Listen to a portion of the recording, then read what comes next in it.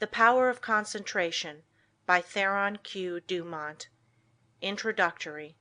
We all know that in order to accomplish a certain thing we must concentrate. It is of the utmost value to learn how to concentrate. To make a success of anything you must be able to concentrate your entire thought upon the idea you are working out. Do not become discouraged if you are unable to hold your thought on the subject very long at first. There are very few that can. It seems a peculiar fact that it is easier to concentrate on something that is not good for us than on something that is beneficial. This tendency is overcome when we learn to concentrate consciously. If you will just practice a few concentration exercises each day, you will find you will soon develop this wonderful power. Success is assured when you are able to concentrate, for you are then able to utilize for your good all constructive thoughts and shut out all the destructive ones. It is of the greatest value to be able to think only that which will be beneficial. Did you ever stop to think what an important part your thoughts, concentrated thoughts, play in your life? This book shows their far-reaching and all-abiding effects. These lessons you will find very practical. The exercises I have thoroughly tested. They are arranged so that you will notice an improvement from the very start, and this will give you encouragement. They point out ways in which you can help yourself. Man is a wonderful creature, but he must be trained and developed to be useful. A great work can be accomplished by every man if he can be awakened to do his very best. But the greatest man would not accomplish much if he lacked concentration and effort.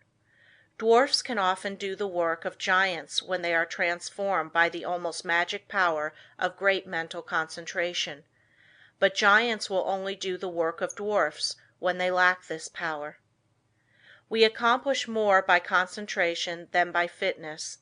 The man that is apparently best suited for a place does not always fill it best. It is the man that concentrates on its every possibility that makes an art of both his work and his life. All your real advancement must come from your individual effort. This course of lessons will stimulate and inspire you to achieve success. It will bring you into perfect harmony with the laws of success.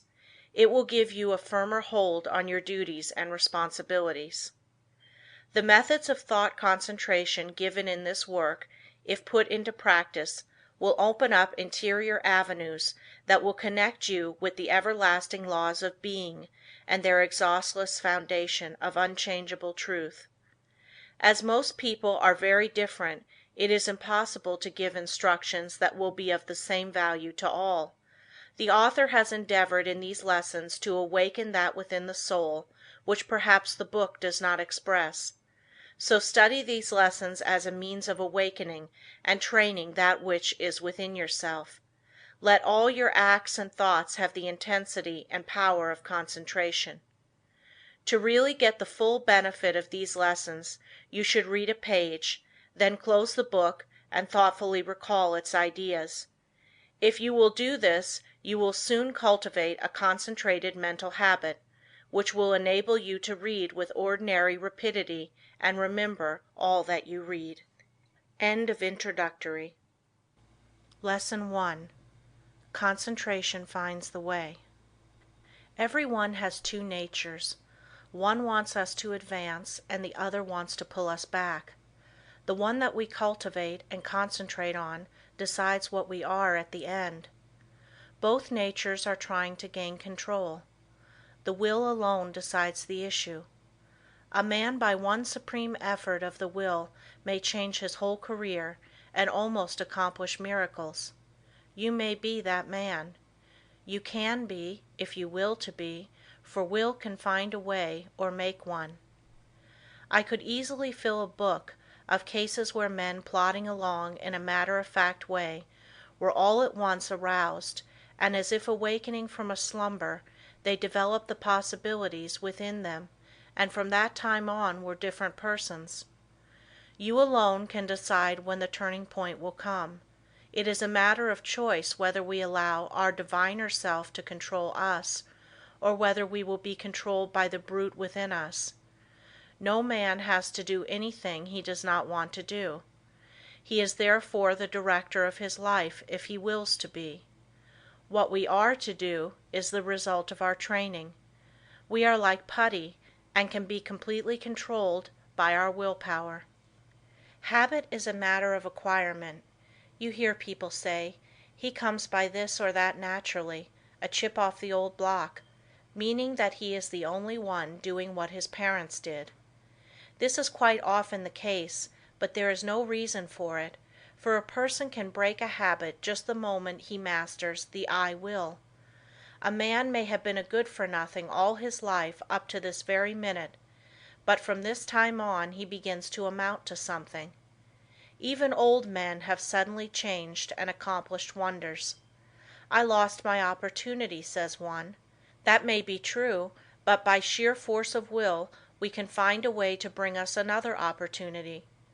There is no truth in the saying that opportunity knocks at our door but once in a lifetime. The fact is, opportunity never seeks us. We must seek it. What usually turns out to be one man's opportunity was another man's loss. In this day, one man's brain is matched against another's. It is often the quickness of brain action that determines the result. One man thinks, "I will do it," but while he procrastinates, the other goes ahead and does the work. They both have the same opportunity. The one will complain of his lost chance, but it should teach him a lesson, and it will, if he is seeking the path that leads to success. Many persons read good books, but they say they do not get much good out of them. They do not realize that all any book or any lesson course can do is to awaken them to their possibilities, to stimulate them to use their willpower. You may teach a person from now until doomsday, but that person will only know what he learns himself. You can lead him to the fountain, but you can't make him drink. One of the most beneficial practices I know of is that of looking for the good in everyone and everything, for there is good in all things. We encourage a person by seeing his good qualities, and we also help ourselves by looking for them. We gain their good wishes, a most valuable asset sometimes. We get back what we give out. The time comes when most all of us need encouragement, need buoying up. So form the habit of encouraging others, and you will find it a wonderful tonic for both those encouraged and yourself, for you will get back encouraging and uplifting thoughts. Life furnishes us the opportunity to improve, but whether we do it or not depends upon how near we live up to what is expected of us. The first of each month a person should sit down and examine the progress he has made. If he has not come up to expectations, he should discover the reason, and by extra exertion measure up to what is demanded next time. Every time that we fall behind what we plan to do, we lose just so much, for that time is gone forever. We may find a reason for doing it, but most excuses are poor substitutes for action. Most things are possible. Ours may be a hard task, but the harder the task, the greater the reward. It is the difficult things that really develop us. Anything that requires only a small effort utilizes very few of our faculties, and yields a scanty harvest of achievement. So do not shrink from a hard task, for to accomplish one of these will often bring us more good than a dozen lesser triumphs. I know that every man that is willing to pay the price can be a success. The price is not in money, but in effort. The first essential quality for success is the desire to do, to be something. The next thing is to learn how to do it. The next to carry it into execution. The man that is the best able to accomplish anything is the one with a broad mind, the man that has acquired knowledge, that may, it is true, be foreign to this particular case, but is nevertheless of some value in all cases. So the man that wants to be successful must be liberal. He must acquire all the knowledge that he can.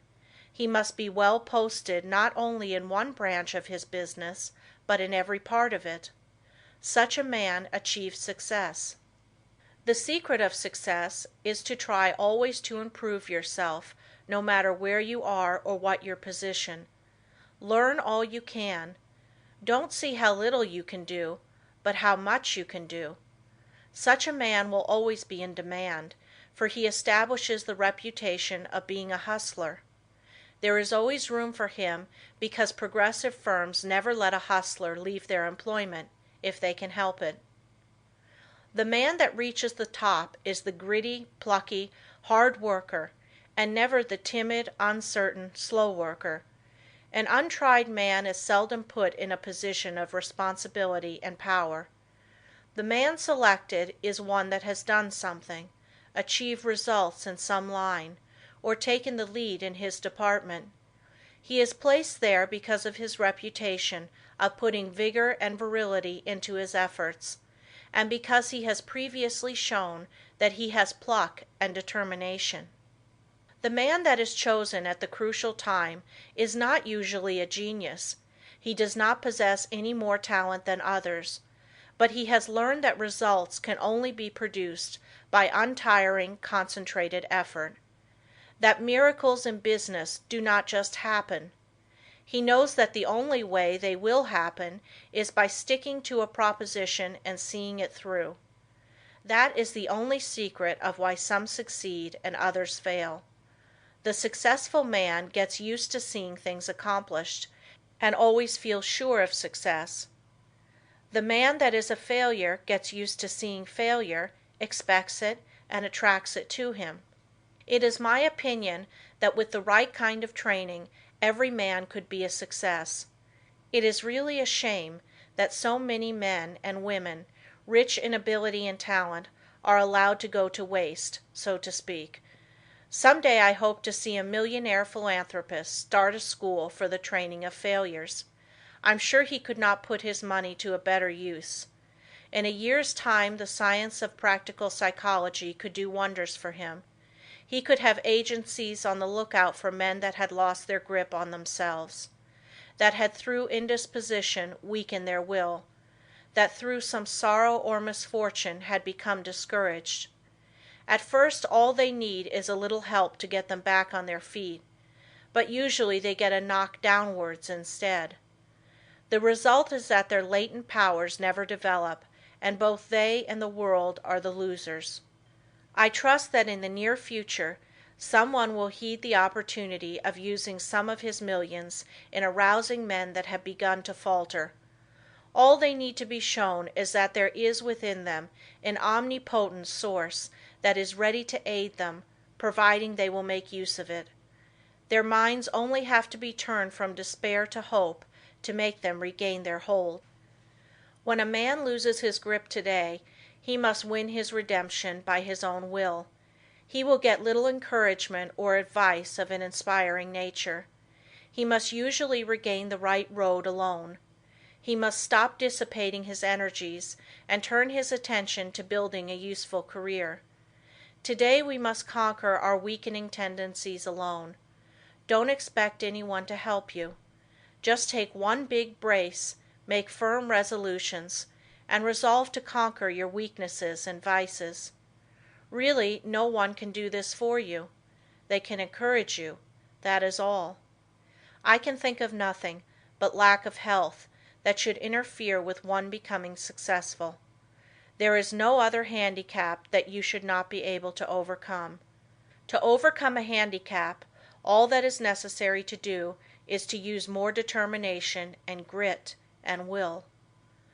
The man with grit and will may be poor today and wealthy in a few years. Willpower is a better asset than money. Will carry you over chasms of failure if you but give it the chance.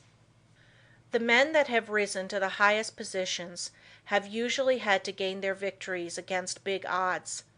Think of the hardships many of our inventors have gone through before they became a success. Usually they have been very much misunderstood by relatives and friends.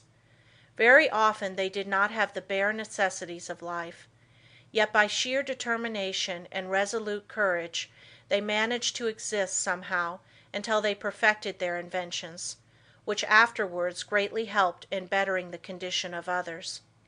Everyone really wants to do something, but there are very few that will put forth the needed effort to make the necessary sacrifice to secure it. There is only one way to accomplish anything, and that is to go ahead and do it. A man may accomplish almost anything today if he just sets his heart on doing it and lets nothing interfere with his progress. Obstacles are quickly overcome by the man that sets out to accomplish his heart's desire. The bigger the man, the smaller the obstacle appears.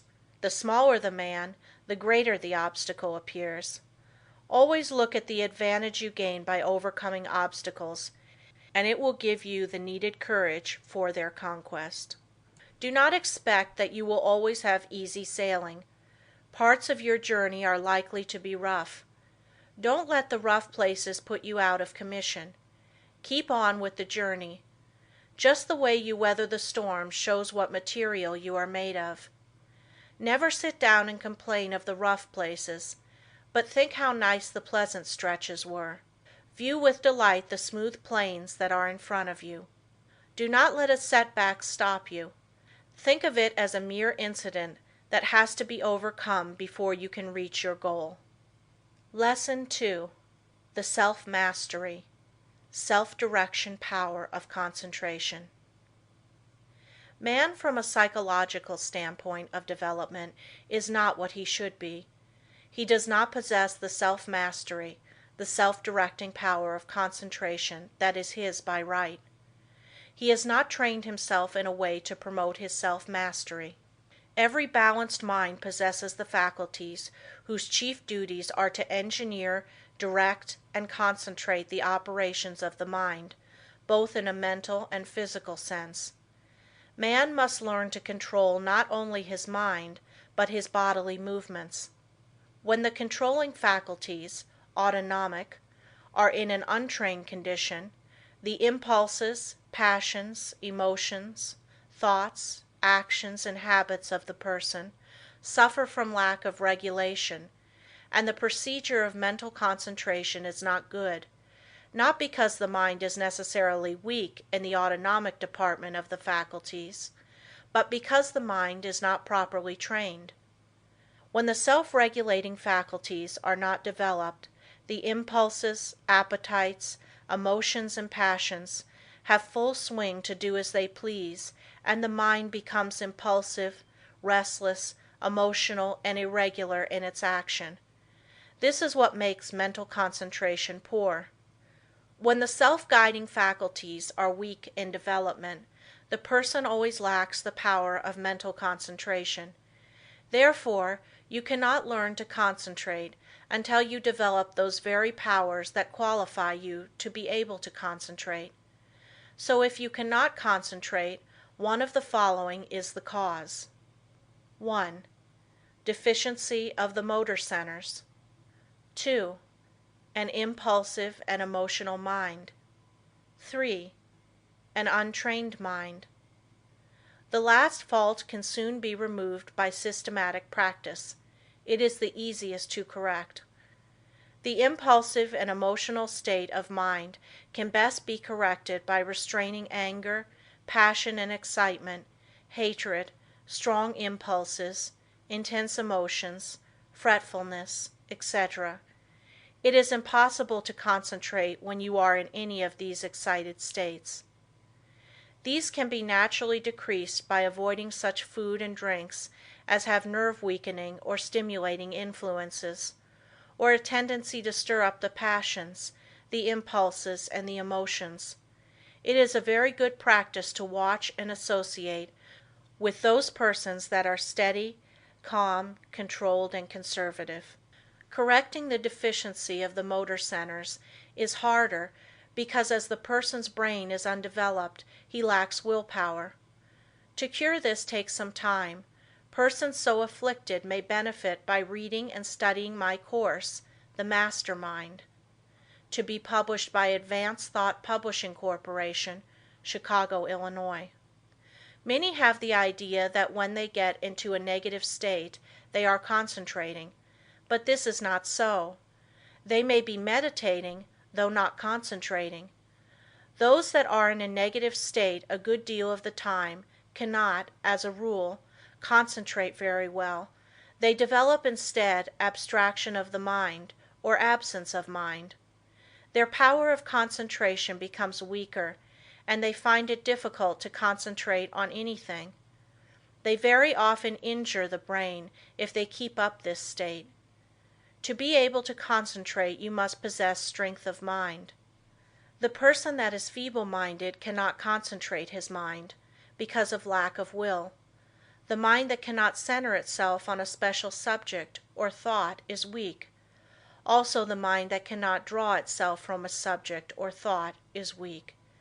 But the person that can center his mind on any problem, no matter what it is, and remove any unharmonious impressions, has strength of mind. Concentration, first, last, and all of the time, means strength of mind. Through concentration a person is able to collect and hold his mental and physical energies at work. A concentrated mind pays attention to thoughts, words, acts, and plans. The person who allows his mind to roam at will never accomplish a great deal in the world. He wastes his energies. If you work, think, talk, and act aimlessly, and allow your brain to wander from your subject to foreign fields, you will not be able to concentrate. You concentrate the moment when you say, "I want to," "I can," "I will." Some mistakes some people make. If you waste your time reading sensational stories or worthless newspaper items, you excite the impulsive and the emotional faculties, and this means you are weakening your power of concentration. You will not be a free engineer, able to pilot yourself to success. Concentration of the mind can only be developed by watching yourself closely. All kinds of development commence with close attention. You should regulate your every thought and feeling. When you commence to watch yourself and your own acts and also the acts of other people, you use the faculties of autonomy, and as you continue to do so, you improve your faculties, until in time you can engineer your every thought, wish, and plan. To be able to focalize the mind on the object at hand in a conscious manner leads to concentration. Only the trained mind can focalize. To hold a thought before it until all the faculties shall have had the time to consider that thought is concentration. The person that cannot direct his thoughts, wishes, plans, resolutions, and studies cannot possibly succeed to the fullest extent. The person that is impulsive one moment and calm the next has not the proper control over himself.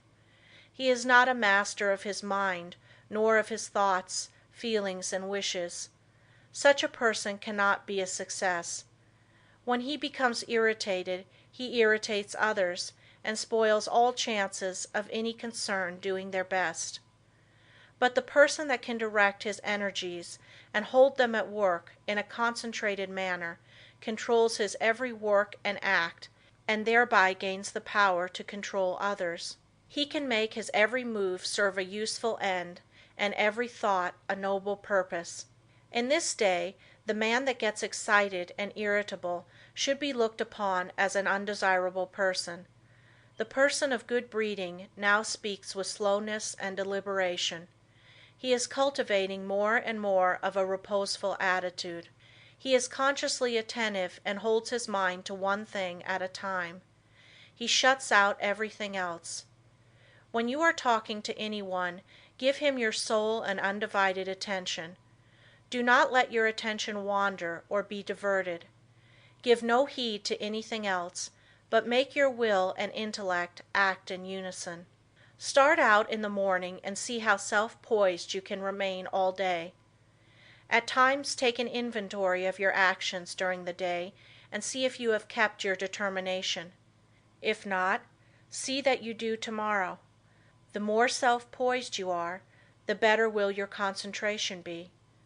Never be in too much of a hurry, and remember, the more you improve your concentration, the greater are your possibilities. Concentration means success, because you are better able to govern yourself and centralize your mind.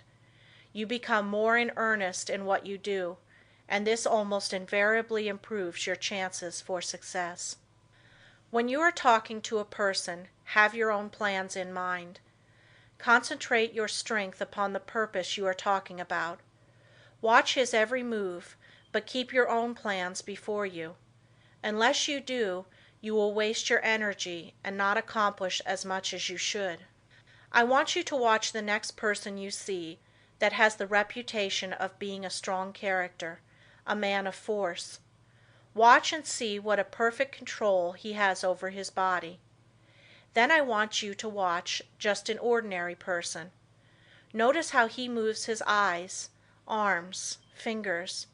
Notice the useless expenditure of energy. These movements all break down the vital cells and lessen the person's power in vital and nerve directions. It is just as important for you to conserve your nerve forces as it is the vital forces. As an example, we see an engine going along the track very smoothly. Someone opens all the valves and the train stops. It is the same with you. If you want to use your full amount of steam, you must close your valves and direct your power of generating mental steam toward one end. Center your mind on one purpose, one plan, one transaction. There is nothing that uses up nerve force so quickly as excitement. This is why an irritable person is never magnetic. He is never admired or loved. He does not develop those finer qualities that a real gentleman possesses. Anger, sarcasm, and excitement weaken a person in this direction. The person that allows himself to get excited will become nervous in time, because he uses up his nerve forces and his vital energies. The person that cannot control himself and keep from becoming excited cannot concentrate. When the mind can properly concentrate, all the energy of every microscopic cell is directed into one channel, and then there is a powerful personal influence generated. Everyone possesses many millions of little trembling cells, and each one of these has a center where life and energy are stored up and generated. If this energy is not wasted but conserved and controlled, this person is influential, but when it is the opposite, he is not influential or successful. Just as it is impossible for a steam engine to run with all its valves open, so it is impossible for you to waste your energy and run at your top speed. Each neuron in the gray layers of the brain is a psychic center of thought and action. Each one is pulsating in intelligent force of some kind. And when this force, your thoughts and motions, are kept in check by a conservative, systematic, and concentrated mind, the result will be magnetism, vitality, and health. The muscles, bones, ligaments, feet, hands and nerves, etc., are agents for carrying out the mandates of the mind. The sole purpose of the volitional faculties is to move the physical mechanism as the energy travels along the wires of nerves and muscles. Just for that reason, if you throw a voluntary control over these messages, impulses, thoughts, emotions, physical movements, and over these physical instruments, you develop your faculties of self-mastery. And to the extent you succeed here, in proportion will you develop the power of concentration. Any exercise or work that excites the mind, stimulates the senses, calls the emotions and appetites into action, confuses, terrifies, or emotionalizes, weakens the power of concentration. This is why all kind of excitement is bad. This is the reason why persons who drink strong drinks, who allow themselves to get into fits of temper, who fight, who eat stimulating food, who sing and dance and thus develop their emotions, who are sudden, vehement, and emotional, lack the power to concentrate. But those whose actions are slower and directed by their intelligence develop concentration. Sometimes dogmatic, willful, excitable persons can concentrate, but it is spasmodic, erratic concentration instead of controlled and uniform concentration. Their energy works by spells. Sometimes they have plenty, other times very little. It is easily excited, easily wasted. The best way to understand it is to compare it with the discharge of a gun. If the gun goes off when you want it to, it accomplishes the purpose. But if it goes off before you are ready for it, you will not only waste ammunition, but it is also likely to do some damage. That is just what most persons do. They allow their energy to explode, thus not only wasting it, but endangering others. They waste their power, their magnetism, and so injure their chance of success. Such persons are never well liked, and never will be until they gain control over themselves. It will be necessary for them to practice many different kinds of concentration exercises, and to keep them up for some time. They must completely overcome their sudden erratic thoughts, and regulate their emotions and movements. They must from morning to night train the mind to be steady and direct, and keep the energies at work. The lower area of the brain is the storehouse of the energy. Most all persons have the dynamic energy they need if they would concentrate on it. They have the machine, but they must also have the engineer, or they will not go very far. The engineer is the self-regulating, directing power. The person that does not develop his engineering qualities will not accomplish much in life. The good engineer controls his every act. All work assists in development. By what you do, you either advance or degenerate. This is a good idea to keep always in mind. When you are uncertain whether you should do something or not, just think whether by doing it you will grow or deteriorate, and act accordingly. I am a firm believer in work when you work and play when you play. When you give yourself up to pleasure, you can develop concentration by thinking of nothing else but pleasure. When your mind dwells on love, think of nothing but this, and you will find you can develop a more intense love than you ever had before. When you concentrate your mind on the you, or real self, and its wonderful possibilities, you develop concentration and a higher opinion of yourself. By doing this systematically, you develop much power, because you cannot be systematic without concentrating on what you are doing. When you walk out into the country and inhale the fresh air, studying vegetation, trees, etc., you are concentrating. When you see that you are at your place of business at a certain time each morning, you are developing steadiness of habit and becoming systematic. If you form the habit of being on time one morning, a little late the next, and still later the following one, you are not developing concentration. But whenever you fix your mind on a certain thought and hold your mind on it at successive intervals, you develop concentration. If you hold your mind on some chosen object, you centralize your attention, just like the lens of the camera centralizes on a certain landscape. Therefore, always hold your mind on what you are doing, no matter what it is. Keep a careful watch over yourself, for unless you do, your improvement will be very slow.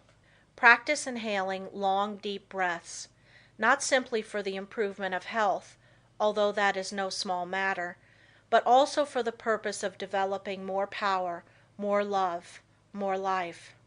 All work assists in development. You may think it foolish to try to develop concentration by taking muscular exercises, but you must not forget that the mind is associated with muscle and nerve. When you steady your nerves and muscles, you steady your mind, but let your nerves get out of order and your mind will become erratic, and you will not possess the power of direction, which, in other words, is concentration. Therefore you understand how important exercises that steady the nerves and muscles are in developing concentration. Everyone is continually receiving impulses that must be directed and controlled if one is to lead a successful life. That is the reason why a person must control the movements of his eyes, feet, fingers, etc. This is another reason why it is important to control his breathing. The slow, deep, prolonged exhalations are of wonderful value. They steady the circulation, the heart action, muscles and nerves of the mind. If the heart flutters, the circulation is not regular, and when the lung action is uneven, the mind becomes unsteady and not fit for concentration. This is why controlled breathing is very important as a foundation for physical health. You must not only concentrate your mind, but also the action of the eyes, ears, and fingers. Each of these contain miniature minds that are controlled by the master engineer. You will develop much quicker if you thoroughly realize this. If you have ever associated with big men or read their biographies, you will find that they usually let the others do the talking. It is much easier to talk than it is to listen. There is no better exercise for concentration than to pay close attention when someone is talking. Besides learning from what they have to say, you may develop both mental and physical concentration. When you shake hands with someone, just think of your hand as containing hundreds of individual minds, each having an intelligence of its own. When you put this feeling into your handshake, it shows personality. When you shake hands in a listless way, it denotes timidity, lack of force, and power of personality. When the hand grip is very weak and stiff, the person has little love in his nature, no passion, and no magnetism. When the handshake is just the opposite, you will find that the nature is also.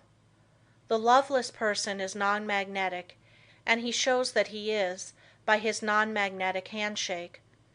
When two developed souls shake hands, their clasps are never light. There is a thrill that goes through both when the two currents meet. Love arouses the opposite currents of the positive and negative natures. When there is no love, life loses its charm. The hand quickly shows when love is being aroused. This is why you should study the art of handshaking and develop your social affections. A person that loves his kind reflects love, but a person that hates reflects hate.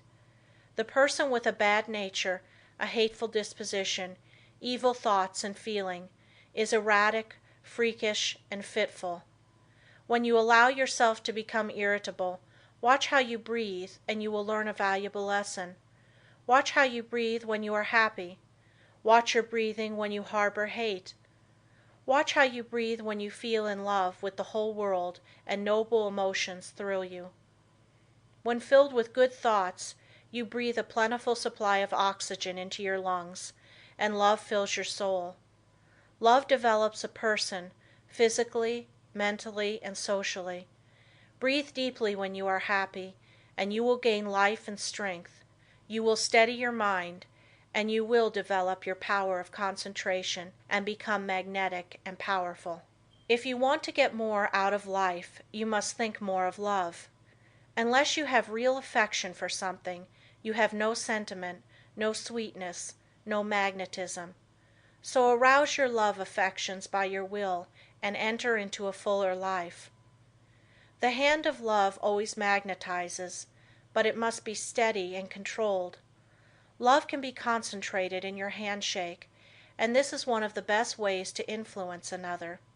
The next time you feel yourself becoming irritable, use your will and be patient.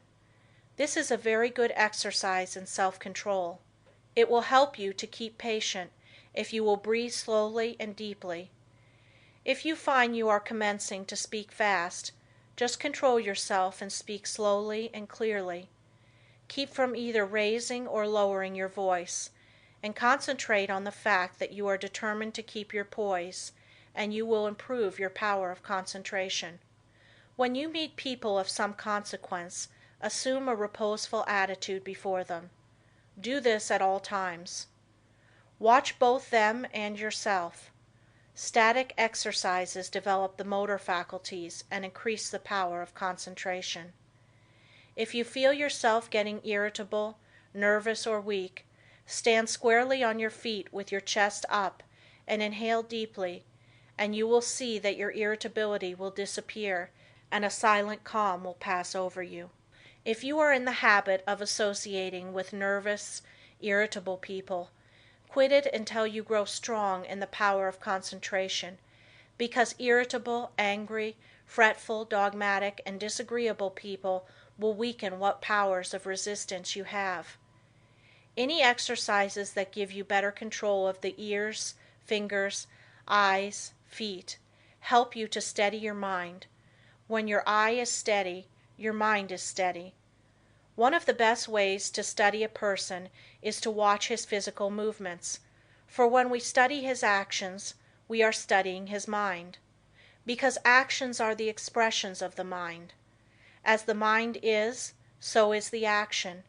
If it is uneasy, restless, erratic, unsteady, its actions are the same. When it is composed, the mind is composed. Concentration means control of the mind and body. You cannot secure control over one without the other. Many people who seem to lack ambition have sluggish minds. They are steady, patient, and seemingly have good control, but this does not say they are able to concentrate. These people are indolent, inactive, slow, and listless because they lack energy. They do not lose control because they have little force to control. They have no temper, and it therefore cannot disturb them. Their actions are steady because they possess little energy. The natural person is internally strong, energetic, and forceful, but his energy, force, and strength, thoughts, and physical movements are well under his control. If a person does not have energy, both mental and physical, he must develop it. If he has energy which he cannot direct and hold to a point, he must learn to do so. A man may be very capable, but unless he wills to control his abilities, they will not do him any good. We hear so much talk about the benefit of physical culture, but the real benefit of this is really lost sight of. There is nothing that holds the faculties at work in a sustained and continuous manner as static exercises do. For as stated before, when you learn to control the body, you are gaining control over the mind.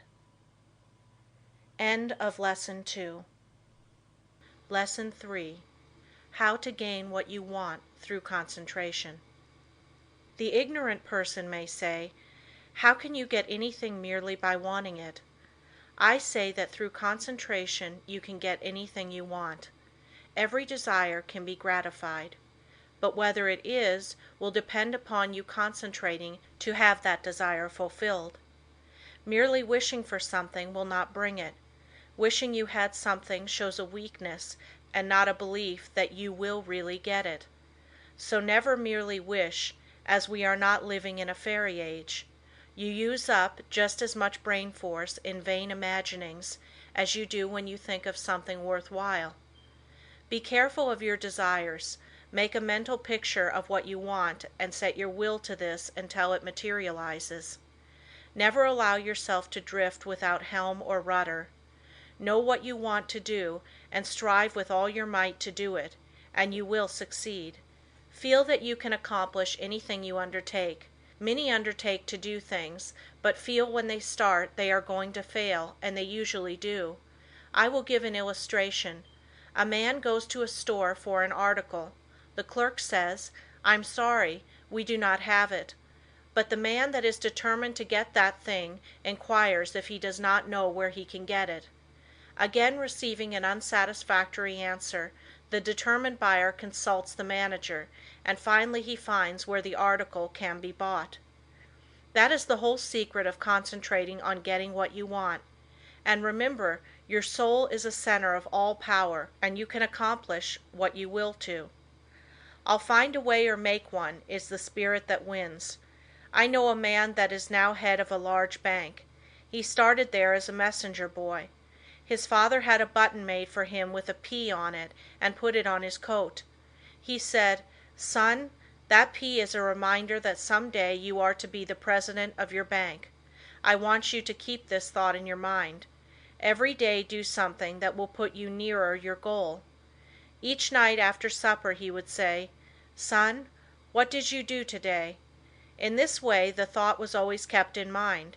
He concentrated on becoming president of that bank, and he did. His father told him never to tell anyone what the P stood for. A good deal of fun was made of it by his associates, and they tried to find out what it stood for, but they never did until he was made president, and then he told the secret. Don't waste your mental powers in wishes. Don't dissipate your energies by trying to satisfy every whim. Concentrate on doing something really worthwhile. The man that sticks to something is not the man that fails. Power to him who power exerts. Emerson. Success today depends largely on concentrating on the interior law of force, for when you do this you awaken those thought powers or forces which when used in business ensures permanent results. Until you are able to do this you have not reached your limit in the use of your forces. This great universe is interwoven with myriads of forces. You make your own place, and whether it is important depends upon you. Through the indestructible and unconquerable law you can in time accomplish all right things, and therefore do not be afraid to undertake whatever you really desire to accomplish and are willing to pay for in effort. Anything that is right is possible. That which is necessary will inevitably take place. If something is right, it is your duty to do it, though the whole world thinks it to be wrong. God and one are always a majority, or in plain words, that omnipotent interior law which is God, and the organism that represents you, is able to conquer the whole world if your cause is absolutely just. Don't say, "I wish I was a great man." You can do anything that is proper and you want to do. Just say, "You can," "You will," "You must." Just realize this and the rest is easy. You have the latent faculties and forces to subdue anything that tries to interfere with your plans. Let the troubles and responsibilities of life come thick and fast. I am ready for them. My soul is unconquerable. I represent the infinite law of force, or of all power. This God within is my all-sufficient strength and ever-present help in time of trouble. The more difficulties, the greater its triumphs through me. The harder my trials, the faster I go in the development of my inherent strength. Let all else fail me. This interior reliance is all-sufficient. The right must prevail. I demand wisdom and power to know and follow the right. My higher self is all-wise. I now draw nearer to it. Lesson 4. Concentration, the silent force that produces results in all business. I want you first to realize how powerful thought is. A thought of fear has turned a person's hair gray in a night. A prisoner condemned to die was told that if he would consent to an experiment and live through it, he would be freed. He consented. They wanted to see how much blood a person could lose and still live. They arranged that blood would apparently drop from a cut made in his leg. The cut made was very slight, from which practically no blood escaped. The room was darkened, and the prisoner thought the dropping he heard was really coming from his leg. The next morning he was dead through mental fear. The two above illustrations will give you a little idea of the power of thought. To thoroughly realize the power of thought is worth a great deal to you. Through concentrated thought power you can make yourself whatever you please. By thought you can greatly increase your efficiency and strength. You are surrounded by all kinds of thoughts, some good, others bad, and you are sure to absorb some of the latter if you do not build up a positive mental attitude. If you will study the needless moods of anxiety, worry, despondency, discouragement, and others that are the result of uncontrolled thoughts, you will realize how important the control of your thoughts are. Your thoughts make you what you are. When I walk along the street and study the different people's faces, I can tell how they spent their lives. It all shows in their faces, just like a mirror reflects their physical countenances. In looking in those faces I cannot help thinking how most of the people you see have wasted their lives. The understanding of the power of thought will awaken possibilities within you that you never dreamed of. Never forget that your thoughts are making your environment, your friends, and as your thoughts change, these will also. Is this not a practical lesson to learn? Good thoughts are constructive. Evil thoughts are destructive. The desire to do right carries with it a great power. I want you to thoroughly realize the importance of your thoughts, and how to make them valuable, to understand that your thoughts come to you over invisible wires and influence you. If your thoughts are of a high nature, you become connected with people of the same mental caliber, and you are able to help yourself. If your thoughts are tricky, you will bring tricky people to deal with you, who will try to cheat you. If your thoughts are right kind, you will inspire confidence in those with whom you are dealing. As you gain the goodwill of others, your confidence and strength will increase. You will soon learn the wonderful value of your thoughts and how serene you can become even when circumstances are the most trying. Such thoughts of right and good will bring you into harmony with people that amount to something in the world, and that are able to give you help if you should need it, as nearly everyone does at times. You can now see why it is so important to concentrate your thoughts in the proper channels. It is very necessary that people should have confidence in you. When two people meet they have not the time to look each other up. They accept each other according to instinct, which can usually be relied on. You meet a person and his attitude creates a suspicion in you. The chances are you cannot tell why, but something tells you, have no dealings with him, for if you do, you will be sorry. Thoughts produce actions. Therefore, be careful of your thoughts. Your life will be molded by the thoughts you have. A spiritual power is always available to your thought, and when you are worthy you can attract all the good things without a great effort on your part. The sun's rays shine down on our gardens, but we can plant trees that will interfere with the sunlight. There are invisible forces ready to help you if you do not think and act to intercept these. These forces work silently. You reap what you sow. You have concentrated within powers that, if developed, will bring you happiness greater than you can even imagine. Most people go rushing through life, literally driving away the very things they seek. By concentration you can revolutionize your life, accomplish infinitely more, and without a great effort. Look within yourself and you will find the greatest machine ever made. How to speak wisely. In order to speak wisely you must secure at least a partial concentration of the faculties and forces upon the subject at hand. Speech interferes with the focusing powers of the mind, as it withdraws the attention to the external, and therefore is hardly to be compared with the deep silence of the subconscious mind, where deep thoughts and the silent forces of high potency are evolved. It is necessary to be silent before you can speak wisely. The person that is really alert and well poised and able to speak wisely under trying circumstances is the person that has practiced in the silence. Most people do not know what the silence is, and think it is easy to go into the silence, but this is not so. In the real silence we become attached to that interior law and the forces become silent, because they are in a state of high potency, or beyond the vibratory sounds to which our external ears are attuned. He who desires to become above the ordinary should open up for himself the interior channels which lead to the absolute law of the omnipotent. You can only do this by persistently and intelligently practicing thought concentration. Hold the thought. In silence, I will allow my higher self to have complete control. I will be true to my higher self. I will live true to my conception of what is right. I realize that it is to my self-interest to live up to my best. I demand wisdom so that I may act wisely for myself and others. In the next chapter I will tell you of the mysterious law which links all humanity together by the powers of cooperative thought and chooses for us companionship and friends. End of Lesson 4. Lesson 5. How concentrated thought links all humanity together. It is within your power to gratify your every wish. Success is the result of the way you think. I will show you how to think to be successful.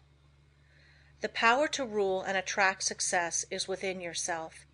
The barriers that shut these off from you are subject to your control.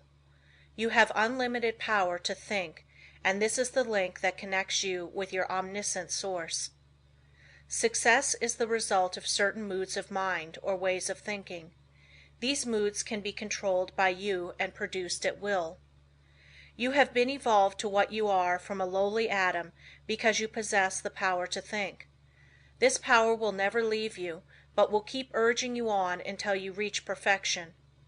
As you evolve, you create new desires, and these can be gratified. The power to rule lies within you. The barriers that keep you from ruling are also within you. These are the barriers of ignorance.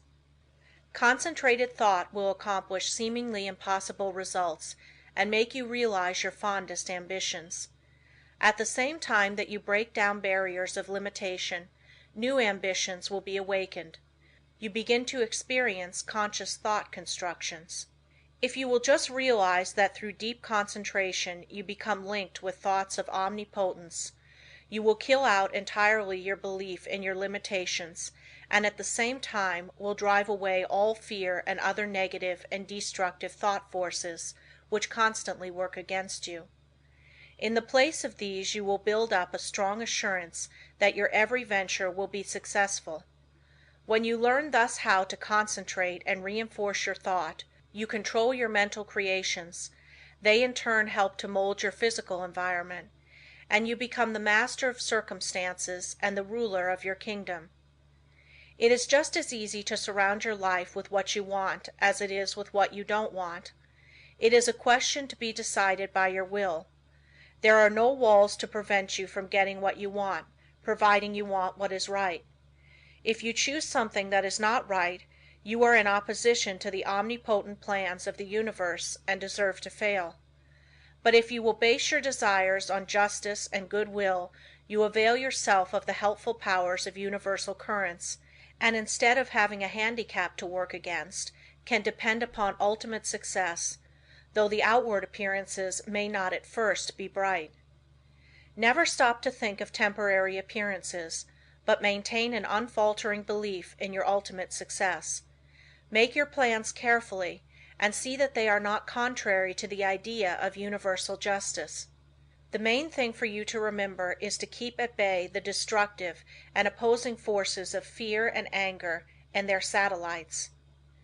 There is no power so great as the belief which comes from the knowledge that your thought is in harmony with the divine law of thought and the sincere conviction that your cause is right. You may be able seemingly to accomplish results for a time even if your cause is unjust, but the results will be temporary, and in time you will have to tear down your thought edifice and build on the true foundation of right. Plans that are not built on truth produce discordant vibrations and are therefore self-destructive. Never try to build until you can build right. It is a waste of time to do anything else. You may temporarily put aside your desire to do right, but its true vibrations will interfere with your unjust plans until you are forced back into righteous paths of power. All just causes succeed in time, though temporarily they may fail. So if you should face the time when everything seems against you, quiet your fears, drive away all destructive thoughts, and uphold the dignity of your moral and spiritual life. Where there is a will, there is a way. The reason this is so is that the will can make a way if given the chance to secure the assistance of aiding forces. The more it is developed, the higher the way to which it will lead.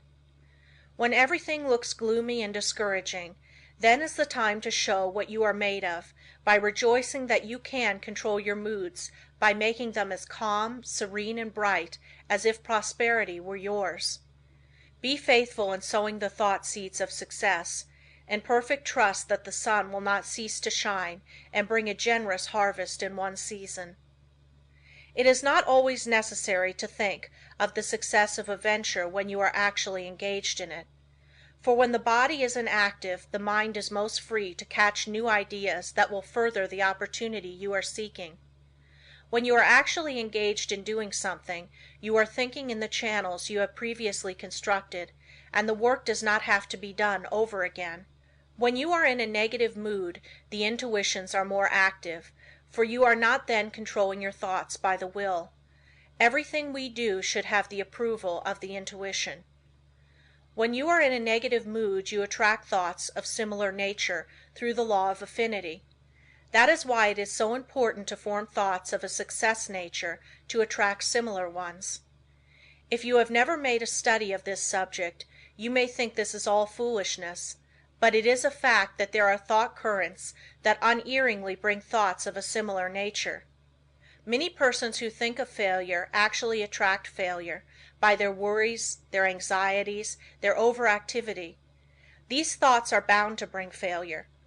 When you once learn the laws of thought and think of nothing but good, truth, success, you will make more progress with less effort than you ever made before. There are forces that can aid the mind that are hardly dreamed of by the average person. When you learn to believe more in the value of thought and its laws, you will be led aright and your business gains will multiply. The following method may assist you in gaining better thought control. If you are unable to control your fears, just say to your faulty determination, "Do not falter or be afraid, for I am not really alone. I am surrounded by invisible forces that will assist me to remove the unfavorable appearances." Soon you will have more courage. The only difference between the fearless man and the fearful one is in his will, his hope. So if you lack success, believe in it, hope for it, claim it. You can use the same method to brace up your thoughts of desire, aspiration, imagination, expectation, ambition, understanding, trust and assurance.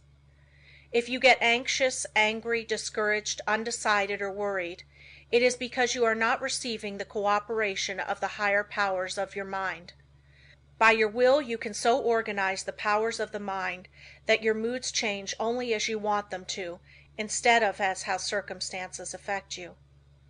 I was recently asked if I advised concentrating on what you eat, or what you see while walking.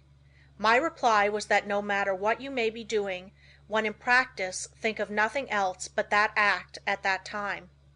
The idea is to be able to control your unimportant acts, otherwise you set up a habit that will be hard to overcome, because your faculties have not been in the habit of concentrating. Your faculties cannot be disorganized one minute and organized the next. If you allow the mind to wander while you are doing small things, it will be likely to get into mischief and make it hard to concentrate on the important act when it comes. The man that is able to concentrate is the happy, busy man. Time does not drag with him. He always has plenty to do. He does not have time to think over past mistakes, which would make him unhappy. If despite our discouragement and failures we claim our great heritage, life and truth and force, like an electric current, will permeate our lives until we enter into our birthright in eternity. The will does not act with clearness, decision and promptness unless it is trained to do so. There are comparatively few that really know what they are doing every minute of the day. This is because they do not observe with sufficient orderliness and accuracy to know what they are doing. It is not difficult to know what you are doing all the time, if you will just practice concentration with a reposeful deliberation, and train yourself to think clearly, promptly, and decisive.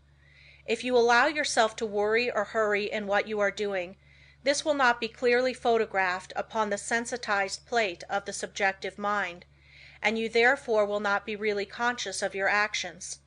So practice accuracy and concentration of thought, and also absolute truthfulness, and you will soon be able to concentrate. Lesson 6. The Training of the Will to Do. The will to do is the greatest power in the world that is concerned with human accomplishment, and no one can, in advance, determine its limits. The things that we do now would have been a few years ago impossibilities. Today the safe maxim is, all things are possible. The will to do is a force that is strictly practical, yet it is difficult to explain just what it is. It can be compared to electricity because we know it only through its cause and effects. It is a power we can direct, and to just the extent we direct it do we determine our future. Every time you accomplish any definite act, consciously or unconsciously, you use the principle of the will. You can will to do anything whether it is right or wrong, and therefore the way you use your will makes a big difference in your life. Every person possesses some will to do. It is the inner energy which controls all conscious acts.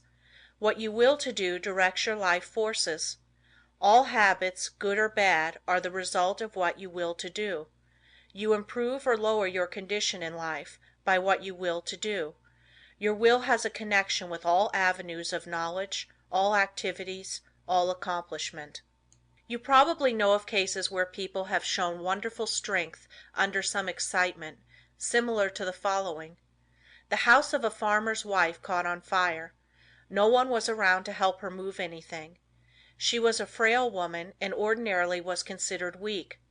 On this occasion she removed things from the house that it later took 3 men to handle. It was the will to do that she used to accomplish her task. Genius is but a will to do little things with infinite pains. Little things well done open the door of opportunity for bigger things. The will accomplishes its greater results through activities that grow out of great concentration in acquiring the power of voluntary attention to such an extent that we can direct it where we will, and hold it steadily to its task until our aim is accomplished. When you learn so to use it, your will power becomes a mighty force. Almost everything can be accomplished through its proper use. It is greater than physical force because it can be used to control not only physical but mental and moral forces. There are very few that possess perfectly developed and balanced will power, but those who do easily crush out their weak qualities. Study yourself carefully. Find out your greatest weaknesses and then use your will power to overcome it. In this way eradicate your faults one by one until you have built up a strong character and personality. Rules for improvement. A desire arises. Now think whether this would be good for you. If it is not, use your will power to kill out the desire, but on the other hand, if it is a righteous desire, summon all your will power to your aid, crush all obstacles that confront you, and secure possession of the coveted good. Slowness in making decisions. This is a weakness of will power. You know you should do something, but you delay doing it through lack of decision. It is easier not to do a certain thing than to do it, but conscience says to do it. The vast majority of persons are failures because of the lack of deciding to do a thing when it should be done. Those that are successful have been quick to grasp opportunities by making a quick decision. This power of will can be used to bring culture, wealth, and health. Some special pointers. For the next week try to make quicker decisions in your little daily affairs. Set the hour you wish to get up and arise exactly at the fixed time. Anything that you should accomplish, do on or ahead of time. You want, of course, to give due deliberation to weighty matters, but by making quick decisions on little things, you will acquire the ability to make quick decisions in bigger things. Never procrastinate. Decide quickly one way or the other, even at the risk of deciding wrong. Practice this for a week or two and notice your improvement. The lack of initiative. This too keeps many men from succeeding. They have fallen into the way of imitating others in all that they do. Very often we hear the expression, "He seems clever enough, but he lacks initiative." Life for them is one continuous grind. Day after day they go through the same monotonous round of duties, while those that are getting along are using their initiative to get greater fullness of life. There is nothing so responsible for poverty as this lack of initiative, this power to think and do for ourselves. You are as good as anyone. You have willpower, and if you use it, you will get your share of the luxuries of life. So use it to claim your own. Don't depend on anyone else to help you. We have to fight our own battles. All the world loves a fighter, while the coward is despised by all. Every person's problems are different, so I can only say, analyze your opportunities and conditions and study your natural abilities. Form plans for improvement and then put them into operation. Now, as I have said before, don't just say, I'm going to do so and so, but carry your plan into execution. Don't make an indefinite plan, but a definite one, and then don't give up until your object has been accomplished. Put these suggestions into practice with true earnestness, and you will soon note astonishing results, and your whole life will be completely changed. An excellent motto for one of pure motives is, "Through my willpower I dare do what I want to." You will find this affirmation has a very strengthening effect. The spirit of perseverance. The spirit of stick-it-to-itiveness is one that wins. Many go just so far and then give up, whereas if they had persevered a little longer they would have won out. Many have much initiative, but instead of concentrating it into one channel, they diffuse it through several, thereby dissipating it to such an extent that its effect is lost. Develop more determination, which is only the will to do, and when you start out to do something, stick to it until you get results. Of course, before starting anything, you must look around and see what the finish leads to. You must select a road that will lead to somewhere, rather than nowhere. The journey must be productive of some kind of substantial results. The trouble with so many young men is that they launch enterprises without any end in sight. It is not so much the start as the finish of a journey that counts. Each little move should bring you nearer the goal which you planned to reach before the enterprise began. Lack of perseverance is nothing but the lack of the will to do. It takes the same energy to say, "I will continue," as to say, "I give up." Just the moment you say the latter, you shut off your dynamo, and your determination is gone. Every time you allow your determination to be broken, you weaken it. Don't forget this. Just the instant you notice your determination beginning to weaken, concentrate on it, and by sheer willpower, make it continue on the job. Never try to make a decision when you are not in a calm state of mind. If in a quick temper, you are likely to say things you afterwards regret. In anger, you follow impulse rather than reason. No one can expect to achieve success if he makes decisions when not in full control of his mental forces. Therefore, make it a fixed rule to make decisions only when at your best. If you have a quick temper, you can quickly gain control over it by simple rule of counting backwards. To count backwards requires concentration, and you thus quickly regain a calm state. In this way you can break the temper habit. It will do you a lot of good to think over what you said and thought the last time you were angry. Persevere until you see yourself as others see you. It would do no harm to write the scene out in story form, and then sit in judgment of the character that played your part. Special instructions to develop the will to do. This is a form of mental energy, but requires the proper mental attitude to make it manifest. We hear of people having wonderful willpower, which is really wrong. It should be said that they use their willpower, while with many it is a latent force. I want you to realize that no one has a monopoly on willpower. There is plenty for all. What we speak of as willpower is but the gathering together of mental energy, the concentration power at one point. So never think of that person as having a stronger will than yours. Each person will be supplied with just that amount of willpower that he demands. You don't have to develop willpower if you constantly make use of all you have, and remember the way in which you use it determines your fate, for your life is molded to a great extent by the use you make of your will. Unless you make proper use of it, you have neither independence nor firmness. You are unable to control yourself and become a mere machine for others to use. It is more important to learn to use your will than to develop your intellect. The man that has not learned how to use his will rarely decides things for himself, but allows his resolutions to be changed by others. He fluctuates from one opinion to another, and of course does not accomplish anything out of the ordinary, while his brother with the trained will takes his place among the world's leaders. Lesson 7. The Concentrated Mental Demand. The mental demand is the potent force in achievement. The attitude of the mind affects the expression of the face, determines action, changes our physical condition, and regulates our lives.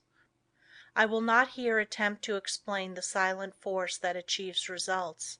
You want to develop your mental powers so you can effect the things sought, and that is what I want to teach you. There is wonderful power and possibility in the concentrated mental demand. This, like all other forces, is controlled by laws.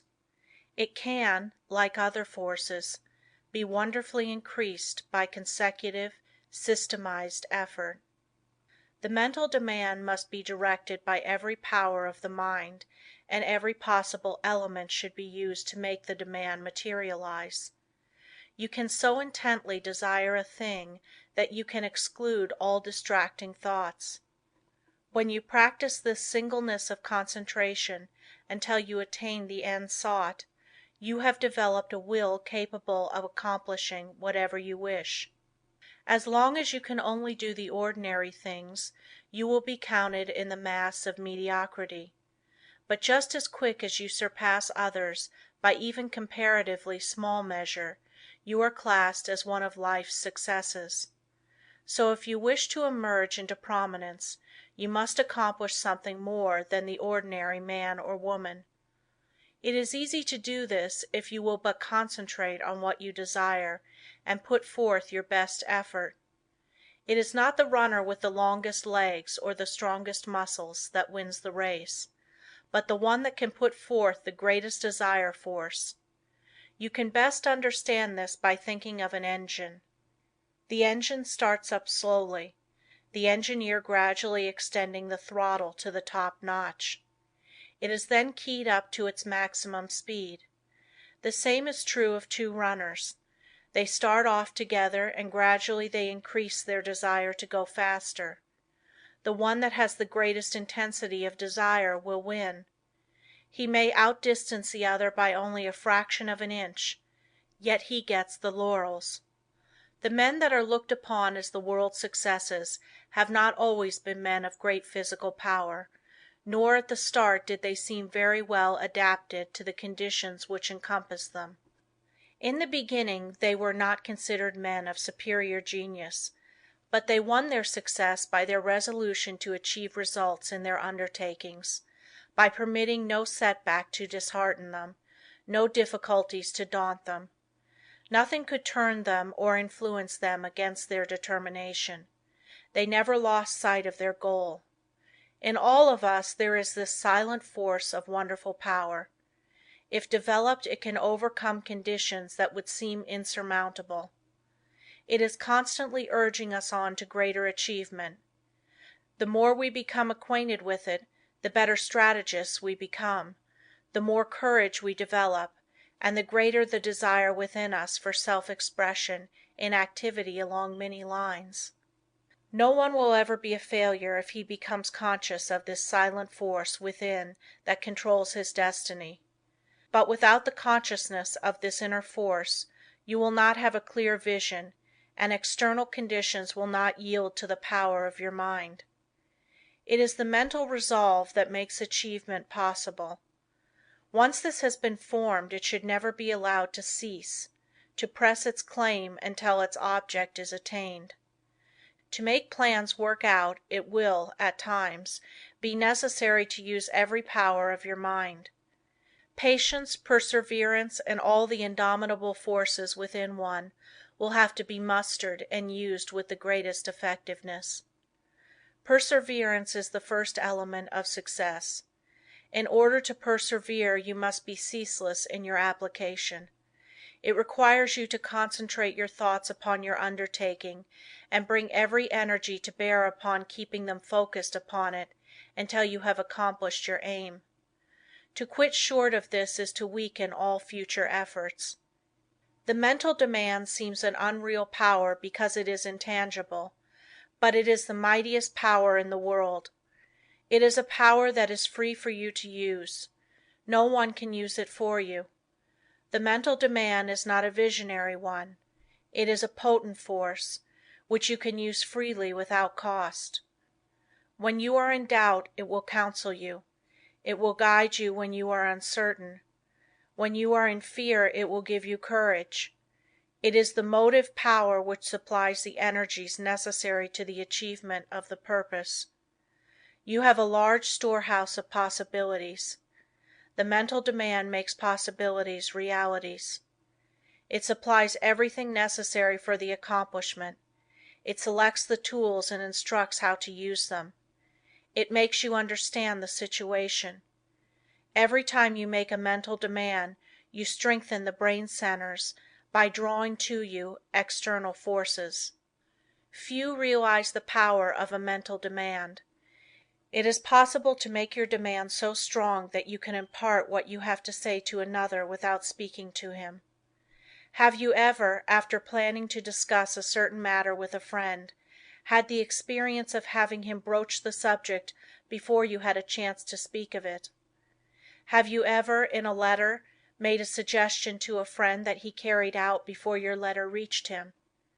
Have you ever wanted to speak to a person who, just then walked in or telephoned? I have had many such responses to thought, and you and your friends have doubtless experienced them too. These two things are neither coincidences nor accidents, but are the results of mental demand launched by strong concentration. The person that never wants anything gets little. To demand resolutely is the first step toward getting what you want. The power of the mental demand seems absolute, the supply illimitable.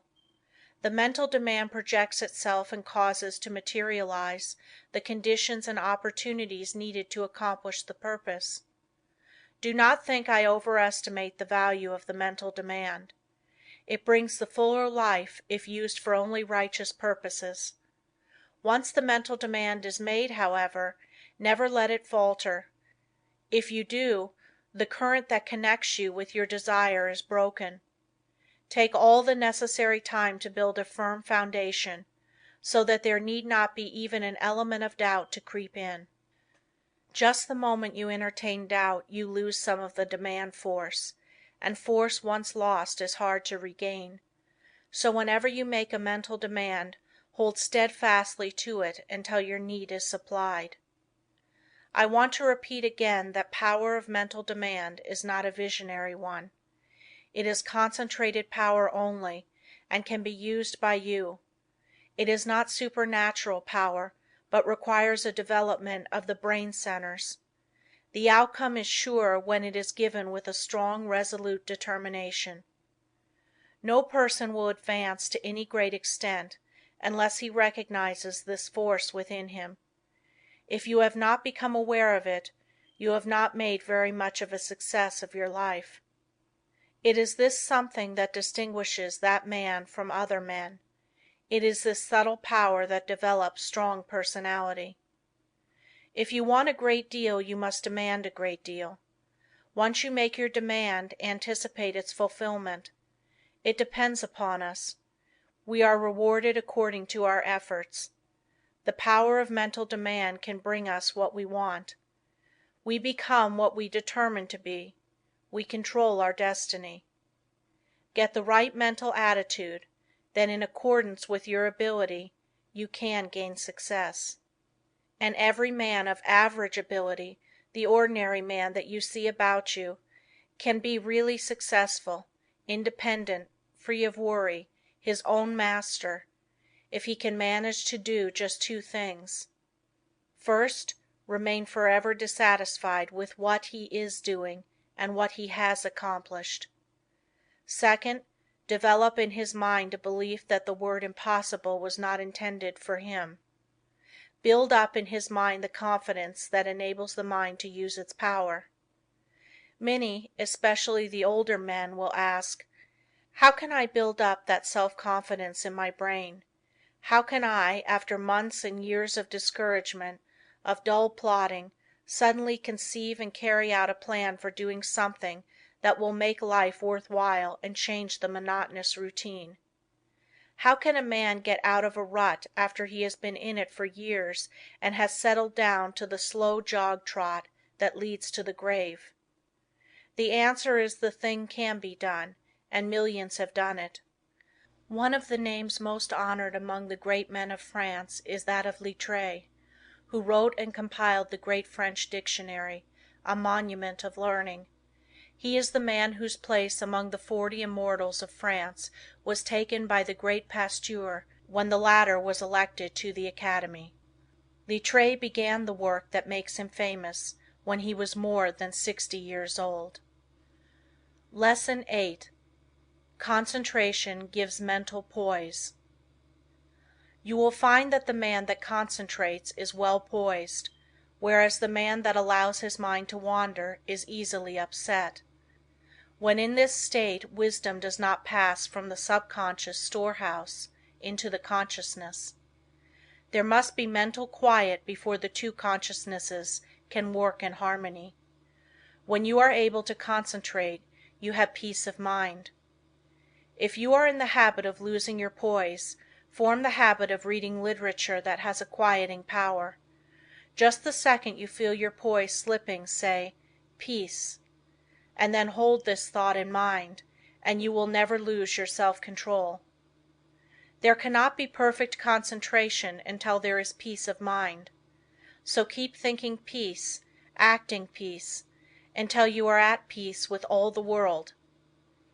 For when once you have reached this state, there will be no trouble to concentrate on anything you wish.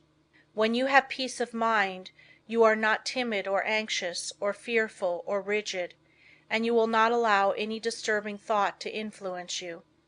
You cast aside all fears and think of yourself as a spark of the Divine Being, as a manifestation of the one universal principle that fills all space and time.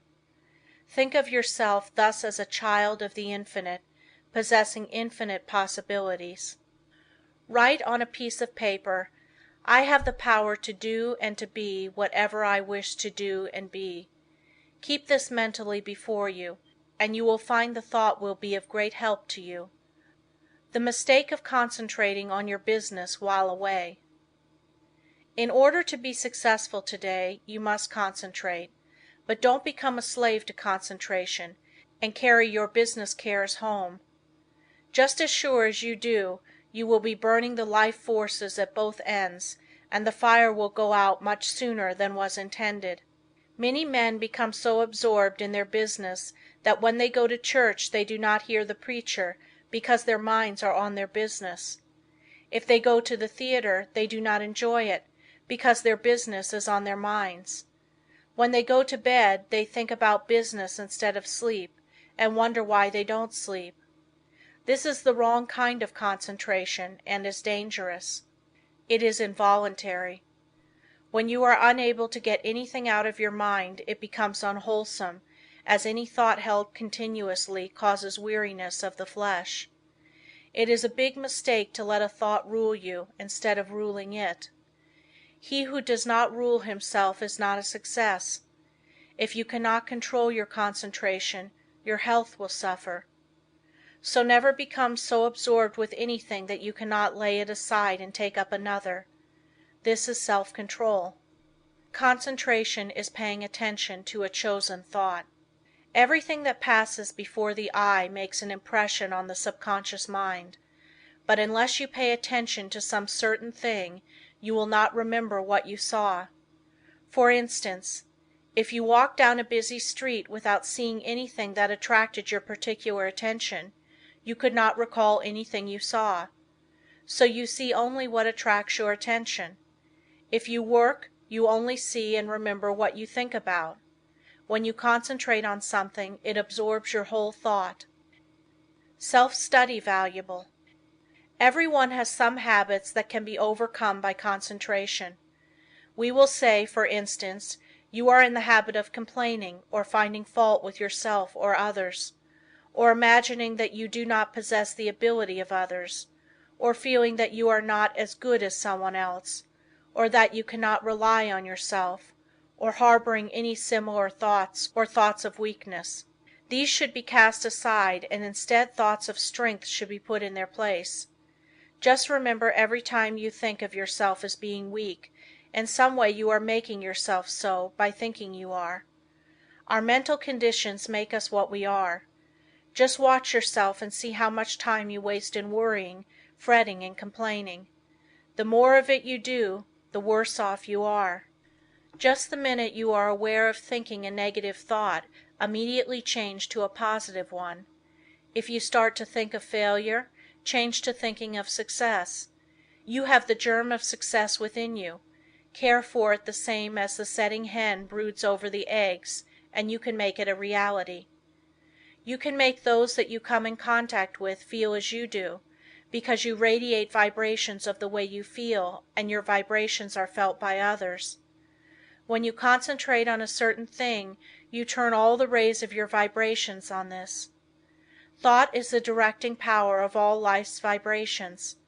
If a person should enter a room with a lot of people and feel as if he were a person of no consequence, no one would know he was there unless they saw him, and even if they did, they would not remember seeing him, because they were not attracted towards him. But let him enter the room feeling he was magnetic and concentrating on this thought, others would feel his vibration. So remember the way you feel, you can make others feel. This is the law. Make yourself a concentrated dynamo from which your thoughts vibrate to others. Then you are a power in the world. Cultivate the art of feeling, for as I said before, you can only make others feel what you feel. If you will study all of the great characters of history, you will find that they were enthusiastic. First they were enthusiastic themselves, and then they could arouse others' enthusiasm. It is latent in everyone. It is a wonderful force when once aroused. All public men to be a success have to possess it. Cultivate it by concentration. Set aside some hour of the day wherein to hold rapt converse with the soul. Meditate with sincere desire and contrite heart, and you will be able to accomplish that which you have meditated on. This is the keynote of success. Think, speak, and act just as you wish to be, and you will be that which you wish to be. You are just what you think you are, and not what you may appear to be. You may fool others, but not yourself. You may control your life and actions just as you can control your hands.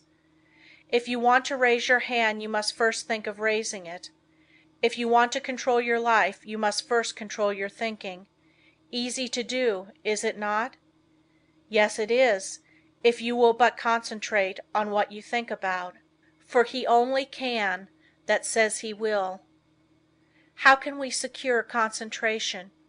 To this question, the first and last answer must be, by interest and strong motive. The stronger the motive, the greater the concentration. Eustace Miller, M.D. The successful lives are the concentrated lives. The utterly helpless multitude that sooner or later have to be cared for by charity are those that were never able to concentrate, and who have become the victims of negative ideas. Train yourself so you will be able to concentrate your thought and develop your brain power and increase your mental energy, or you can be a slacker, a drifter, a quitter, or a sleeper. It all depends on how you concentrate or centralize your thoughts. Your thinking then becomes a fixed power, and you do not waste time thinking about something that would not be good for you. You pick out the thoughts that will be the means of bringing you what you desire, and they become a material reality. Whatever we create in the thought world will some day materialize. That is the law. Don't forget this. In the old days men drifted without concentration, but this is a day of efficiency, and therefore all our efforts must be concentrated if we are to win any success worth the name. Why people often do not get what they concentrate on. Because they sit down in hopeless despair and expect it to come to them. But if they will just reach out for it, with their biggest effort, they will find it is within their reach. No one limits us but ourselves. We are what we are today as the result of internal conditions. We can control the external conditions. They are subject to our will. Through our concentration we can attract what we want, because we become in rapport with the universal forces from which we can get what we want. You have watched races, no doubt. They all line up together. Each has his mind set on getting to the goal before the others. This is one kind of concentration. A man starts to think on a certain subject. He has all kinds of thoughts come to him, but by concentration he shuts out all these but the one he has chosen. Concentration is just a case of willing to do a certain thing and doing it. If you want to accomplish anything first, put yourself in a concentrating, reposeful, receptive, acquiring frame of mind. In tackling unfamiliar work, make haste slowly and deliberately, and then you will secure that interior activity which is never possible when you are in a hurry or under a strain. When you think hard, or try to hurry results too quickly, you generally shut off the interior flow of thoughts and ideas. You have often, no doubt, tried hard to think of something but could not, but just as soon as you stopped trying to think of it, it came to you. End of Lesson 8. Lesson 9. Concentration can overcome bad habits. Habits make or break us to a far greater extent than we like to admit. Habit is both a powerful enemy and wonderful ally of concentration.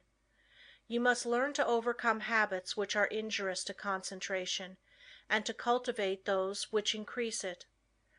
The large majority of people are controlled by their habits, and are buffeted around by them like waves of the ocean tossing a piece of wood.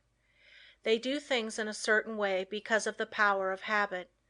They seldom ever think of concentrating on why they do them this way or that, or study to see if they could do them in a better way.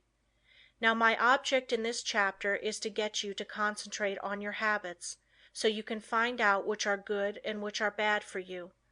You will find that by making a few needed changes you can make even those that are not good for you of service.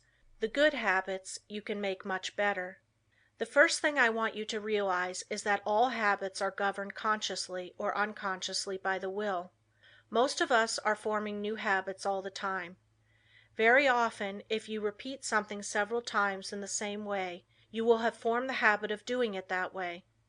But the oftener you repeat it, the stronger that habit grows, and the more deeply it becomes embedded in your nature. After a habit has been in force for a long time, it becomes almost a part of you, and is therefore hard to overcome. But you can still break any habit by strong concentration on its opposite.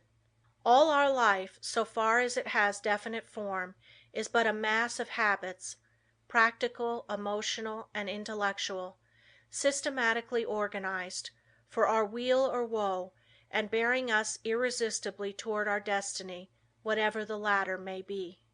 We are creatures of habits, imitators and copiers of our past selves.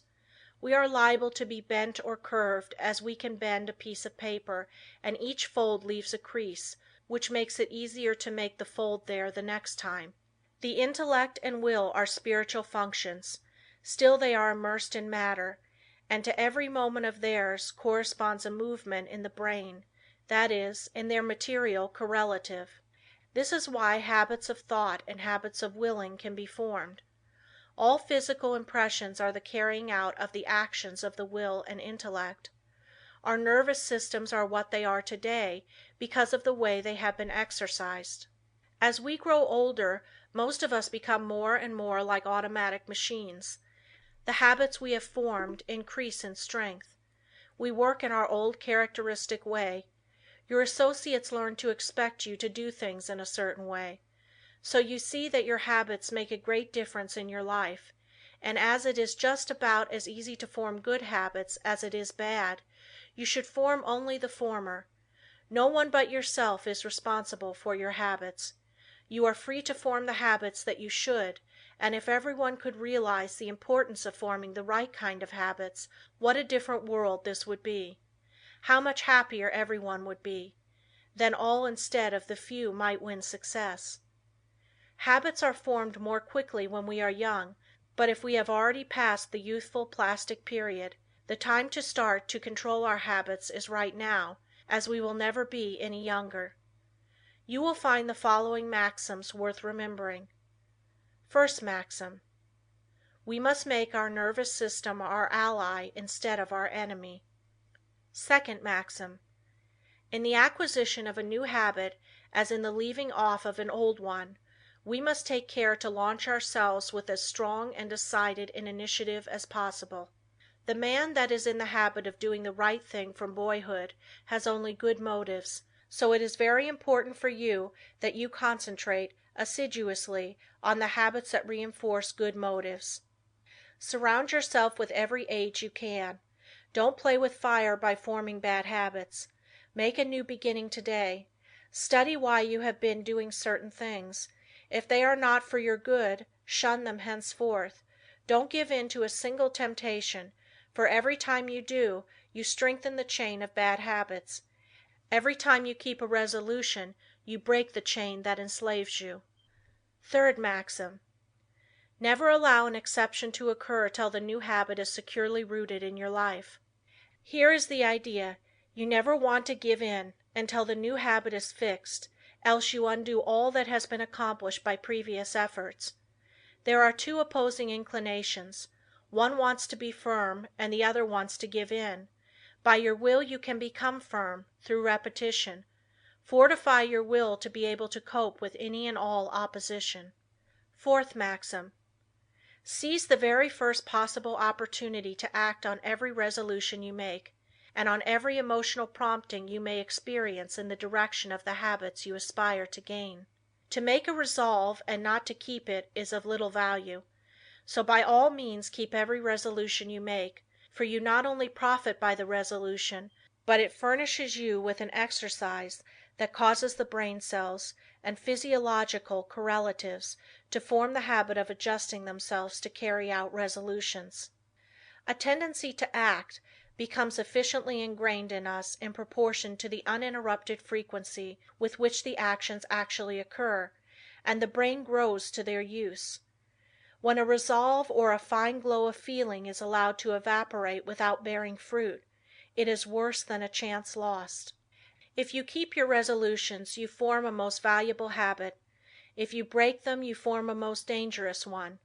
So concentrate on keeping them, whether important or unimportant, and remember it is just as important for this purpose to keep the unimportant, for by so doing you are forming a habit. Fifth maxim: keep the faculty of effort alive in you by a little gratuitous exercise every day. The more we exercise the will, the better we can control our habits. Every few days do something for no other reason than its difficulty, so that when the hour of dire need draws nigh, it may find you not unnerved or untrained to stand the test. Asceticism of this sort is like the insurance which a man pays on his house and goods. The tax does him no good at the time, and possibly may never bring him a return, but if the fire does come, his having paid it will be his salvation from ruin. So with the man who has daily insured himself to habits of concentrated attention, energetic volation, and self-denial in unnecessary things. He will stand like a tower when everything rocks around him, and his softer fellow mortals are winnowed like chaff in the blast. The young should be made to concentrate on their habits, and be made to realize that if they don't, they become walking bundles of injurious habits. Youth is the plastic state, and should be utilized in laying the foundation for a glorious future. The great value of habit for good and evil cannot be overestimated. Habit is the deepest law of human nature. No man is stronger than his habits, because his habits either build up his strength or decrease it. Why we are creatures of habits. Habits have often been called a labor-saving invention because when they are formed they require less of both mental and material strength. The more deeply the habit becomes ingrained, the more automatic it becomes. Therefore, habit is an economizing tendency of our nature, for if it were not for habit we should have to be more watchful. We walk across a crowded street, the habit of stopping and looking prevents us from being hurt. The right kind of habits keep us from making mistakes and mishaps. It is a well-known fact that the chauffeur is not able to master his machine safely until he has trained his body in a habitual way. When an emergency comes he instantly knows what to do. Where safety depends on quickness, the operator must work automatically. Habits mean less risk, less fatigue, and greater accuracy. You do not want to become a slave to habits of a trivial nature. For instance, Wagner required a certain costume before he could compose corresponding parts of his operas. Schiller could never write with ease unless there were rotten apples in the drawer of his desk, from which he could now and then obtain an odor which seemed to him sweet. Gladstone had different desks for his different activities, so that when he worked on Homer he never sat among habitual accompaniments of his legislative labors. In order to overcome undesirable habits, two things are necessary. You must have trained your will to do what you want it to do, and the stronger the will, the easier it will be to break a habit. Then you must make a resolution to do just the opposite of what the habit is. Therefore, one habit must replace another. If you have a strong will you can tenaciously and persistently concentrate on removing the bad habit, and in a very short time the good habit will gain the upper hand. I will bring this chapter to a close by giving Dr. Oppenheim's instructions for overcoming a habit. If you want to abolish a habit, and its accumulated circumstances as well, you must grapple with the matter as earnestly as you would with a physical enemy. You must go into the encounter with all tenacity of determination, with all fierceness of resolve, yea, even with a passion for success that may be called vindictive. No human enemy can be insidious, so persevering, as unrelenting as an unfavorable habit. It never sleeps, it needs no rest. It is like a parasite that grows with the growth of the supporting body, and like a parasite, it can best be killed by violent separation and crushing. When life is stormy and all seems against us, that is when we often acquire wrong habits, and it is then that we have to make a gigantic effort to think and speak as we should, and even though we may feel the very reverse at that moment, the tiniest effort will be backed up by a tremendous power and will lift us to a realization never felt before. It is not in the easy, contented moments of our life that we make our greatest progress, for then it requires no special effort to keep in tune. But it is when we are in the midst of trials and misfortunes, when we think we are sinking, being overwhelmed, then it is important for us to realize that we are linked to a great power, and if we live as we should, there is nothing that can occur in life which could permanently injure us, nothing can happen that should disturb us. So always remember you have within you unlimited power, ready to manifest itself in the form which fills our need at the moment. If when we have something difficult to solve we would be silent like the child, we can get the inspiration when it comes. We will know how to act. We will find there is no need to hurry or disturb ourselves. That it is always wiser to wait for guidance from within than to act on impulse from without. Lesson 10. Business results through concentration. A successful business is not usually the result of chance. Neither is a failure the result of luck. Most failures could be determined in advance if the founders had been studied. It is not always possible to start a money-making business at the start. Usually a number of changes have to be made. Plans do not work out as their creators thought they would. They may have to be changed a little, broadened it may be, here and there, and as you broaden your business, you broaden your power to achieve. You gain an intense and sustained desire to make your business a success. When you start a business, you may have but a vague notion of the way you will conduct it. You must fill in the details as you go along. You must concentrate on these details. As you straighten out one after another, others will require attention. In this way you cover the field of the first endeavor and new opportunities open up for you. When you realize one desire, another comes. But if you do not fulfill the first desire, you will not the second.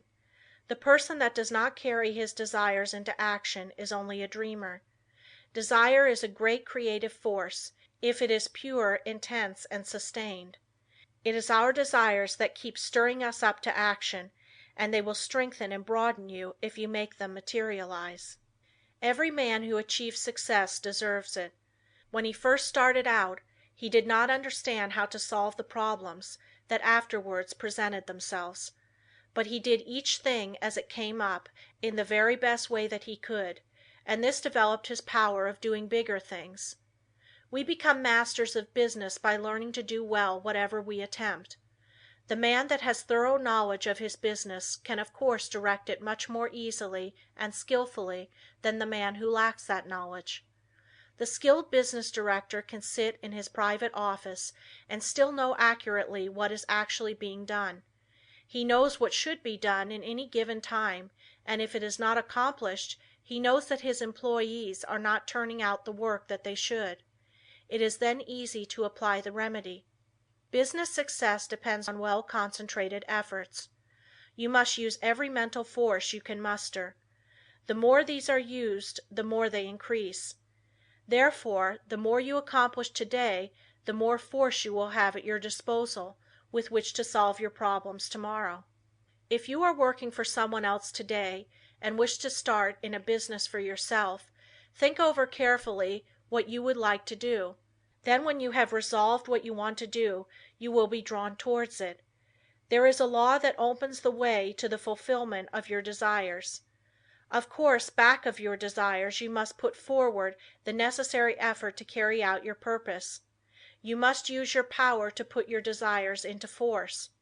Once they are created and you keep up your determination to have them fulfilled, you both consciously and unconsciously work toward their materialization. Set your heart on your purpose, concentrate your thought upon it, direct your efforts with all your intelligence, and in due time you will realize your ambition. Feel yourself a success, believe you are a success, and thus put yourself in the attitude that demands recognition, and the thought current draws to you what you need to make you a success. Don't be afraid of big undertakings. Go at them with grit, and pursue methods that you think will accomplish your purpose. You may not at first meet with entire success, but aim so high that if you fall a little short, you will still have accomplished much. What others have done, you can do. You may even do what others have been unable to do. Always keep a strong desire to succeed in your mind. Be in love with your aim and work, and make them, as far as possible, square with the rule of the greatest good to the greatest number, and your life cannot be a failure.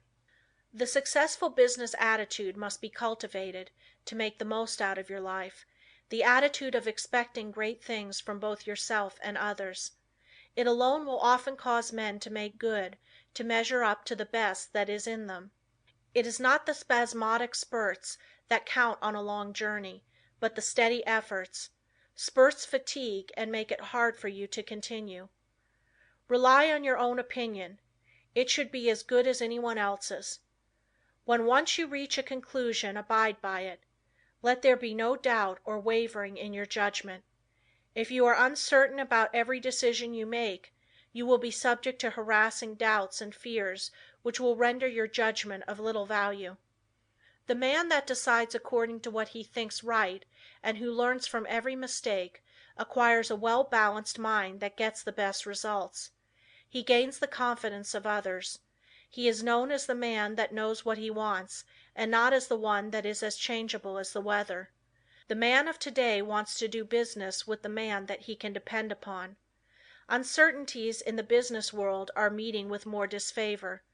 Reliable firms want to do business with men of known qualities, with men of firmness, judgment and reliability. So if you wish to start in business for yourself, your greatest asset, with the single exception of a sound physique, is that of a good reputation. A successful business is not hard to build if we can concentrate all our mental forces upon it. It is the man that is unsettled because he does not know what he wants that goes to the wall.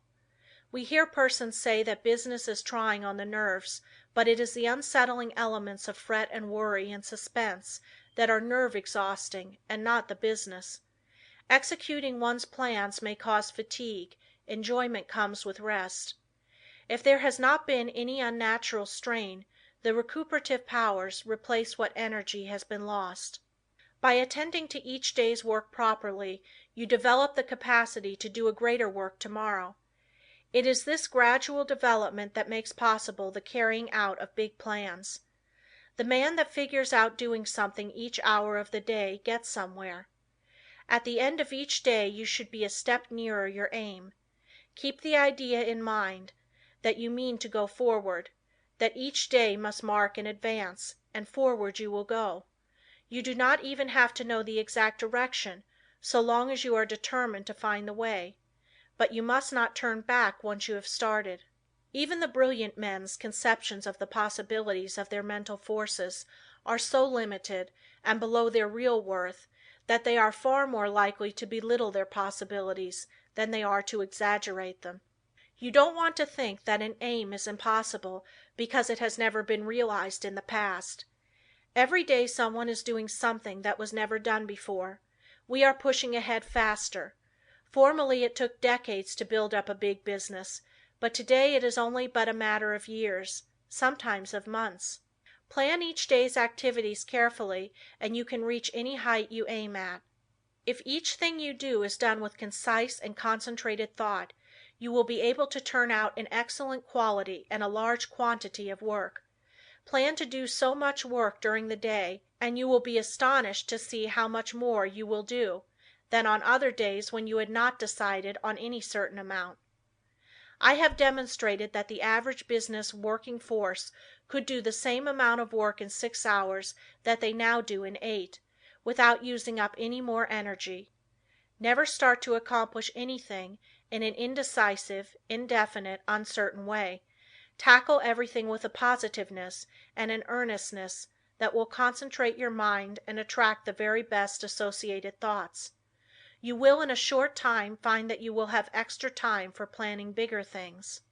The natural leader always draws to himself, by the law of mental attraction, ideas in his chosen subject that have never been conceived by others. This is of the greatest importance and help. If you are properly trained, you benefit much by others' thoughts, and providing you generate from within yourself something of value, they will benefit from yours. We are heirs of all the ages, but we must know how to use our inheritance. The confident, pushing, hopeful, determined man influences all with whom he associates, and inspires the same qualities in them. You feel that his is a safe example to follow, and he rouses the same force within you that is pushing him onward and upward. One seldom makes a success of anything that he goes at in a listless, spiritless way. To build up a business you must see it expanding in your mind before it actually takes tangible shape. Every great task that has ever been accomplished has first been merely a vision in the mind of its creator. Detail after detail has had to be worked out in his mind from his first faint idea of the enterprise. Finally a clear idea was formed, and then the accomplishment, which was only the material result of the mental concept, followed. The up-to-date business man is not content to build only for the present, but is planning ahead. If he does not he will fall behind his competitor who is. What we are actually doing today was carefully thought out and planned by others in the past. All progressive businesses are conducted this way. That is why the young business man of today is likely to accomplish more in a few years than his father did in all his life. There is no reason why your work or business should fag you out.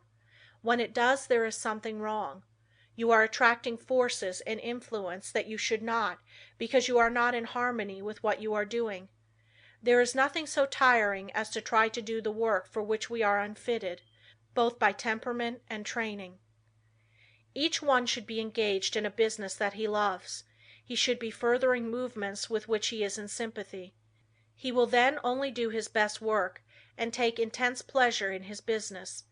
In this way, while constantly growing and developing his powers, he is at the same time rendering through his work genuine and devoted service to humanity.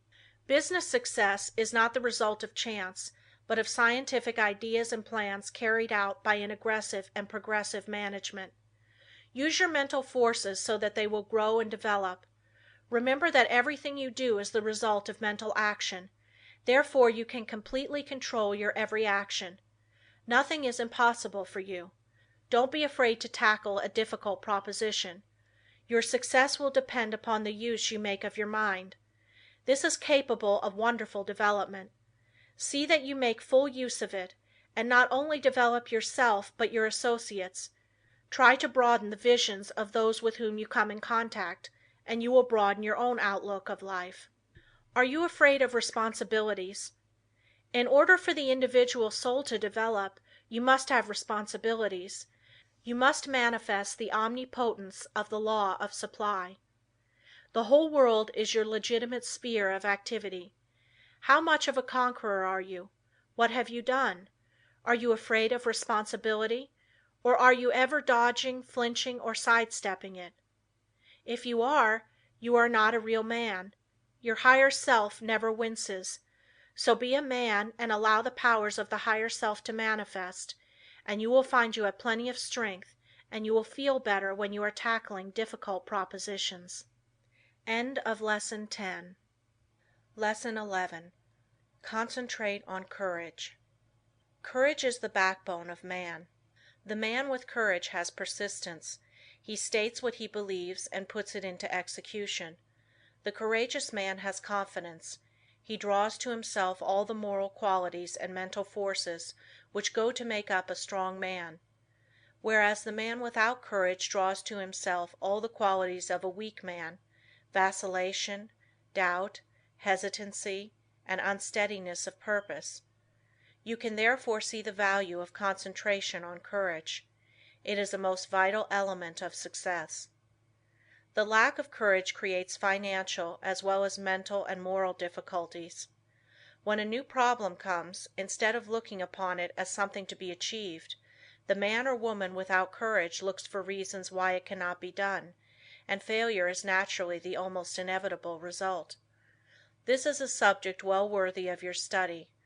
Look upon everything within your power as a possibility instead of as merely a probability, and you will accomplish a great deal more, because by considering a thing as impossible, you immediately draw to yourself all the elements that contribute to failure.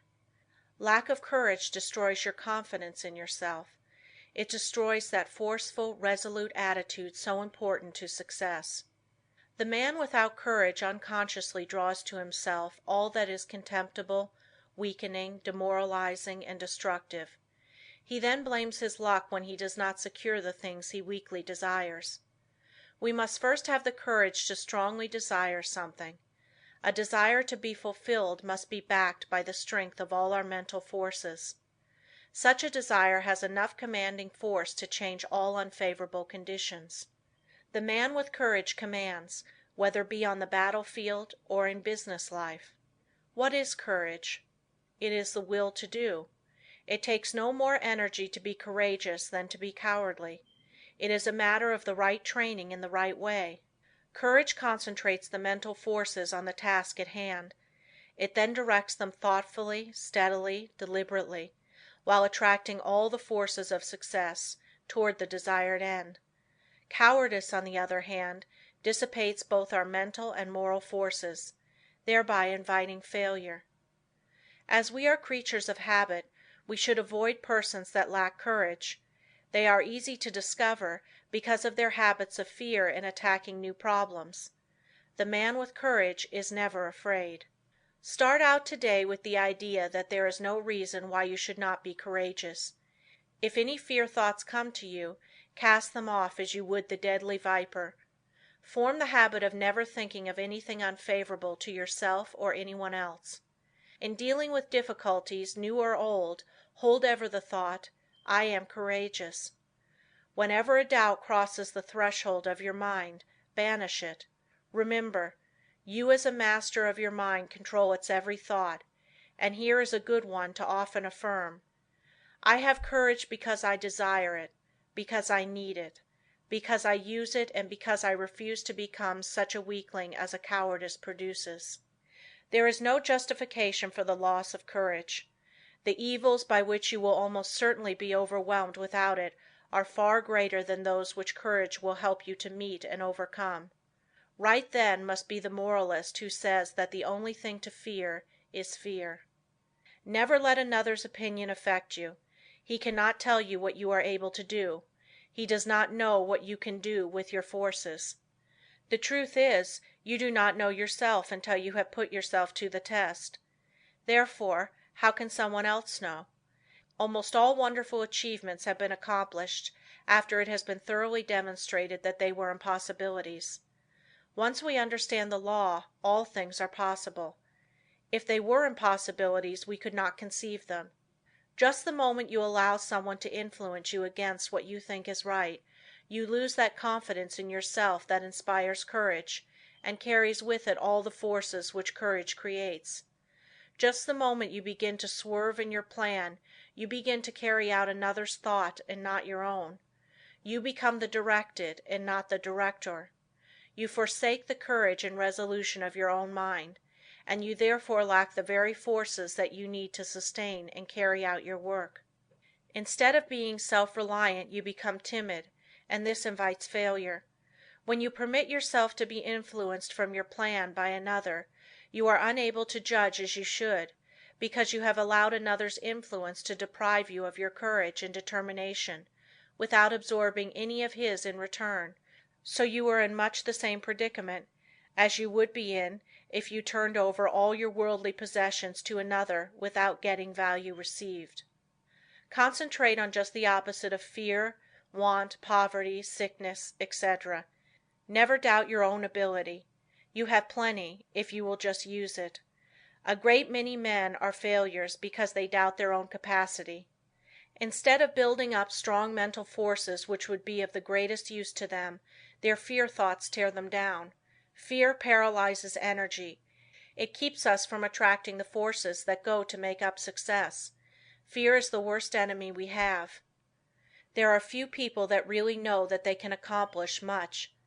They desire the full extent of their powers, but alas, it is only occasionally that you find a man that is aware of the great possibilities within him. When you believe with all your mind and heart and soul that you can do something, you thereby develop the courage to steadily and confidently live up to that belief. You have now gone a long way towards accomplishing it. The chances are that there will be obstacles, big and little, in your way, but resolute courage will overcome them and nothing else will. Strong courage eliminates the injurious and opposing forces by summoning their masters, the yet stronger forces that will serve you. Courage is yours for the asking. All you have to do is to believe in it, claim it, and use it. To succeed in business, believe that it will be successful, assert that it is successful, and work like a beaver to make it so. Difficulties soon melt away before the courageous. One man of courage can fire with his spirit a whole army of men, whether it be military or industrial, because courage, like cowardice, is contagious. The man of courage overcomes the trials and temptations of life. He commands success. He renders sound judgment. He develops personal influence and a forceful character, and often becomes the mentor of the community which he serves. How to overcome depression and melancholia. Both of the former are harmful and make you unhappy.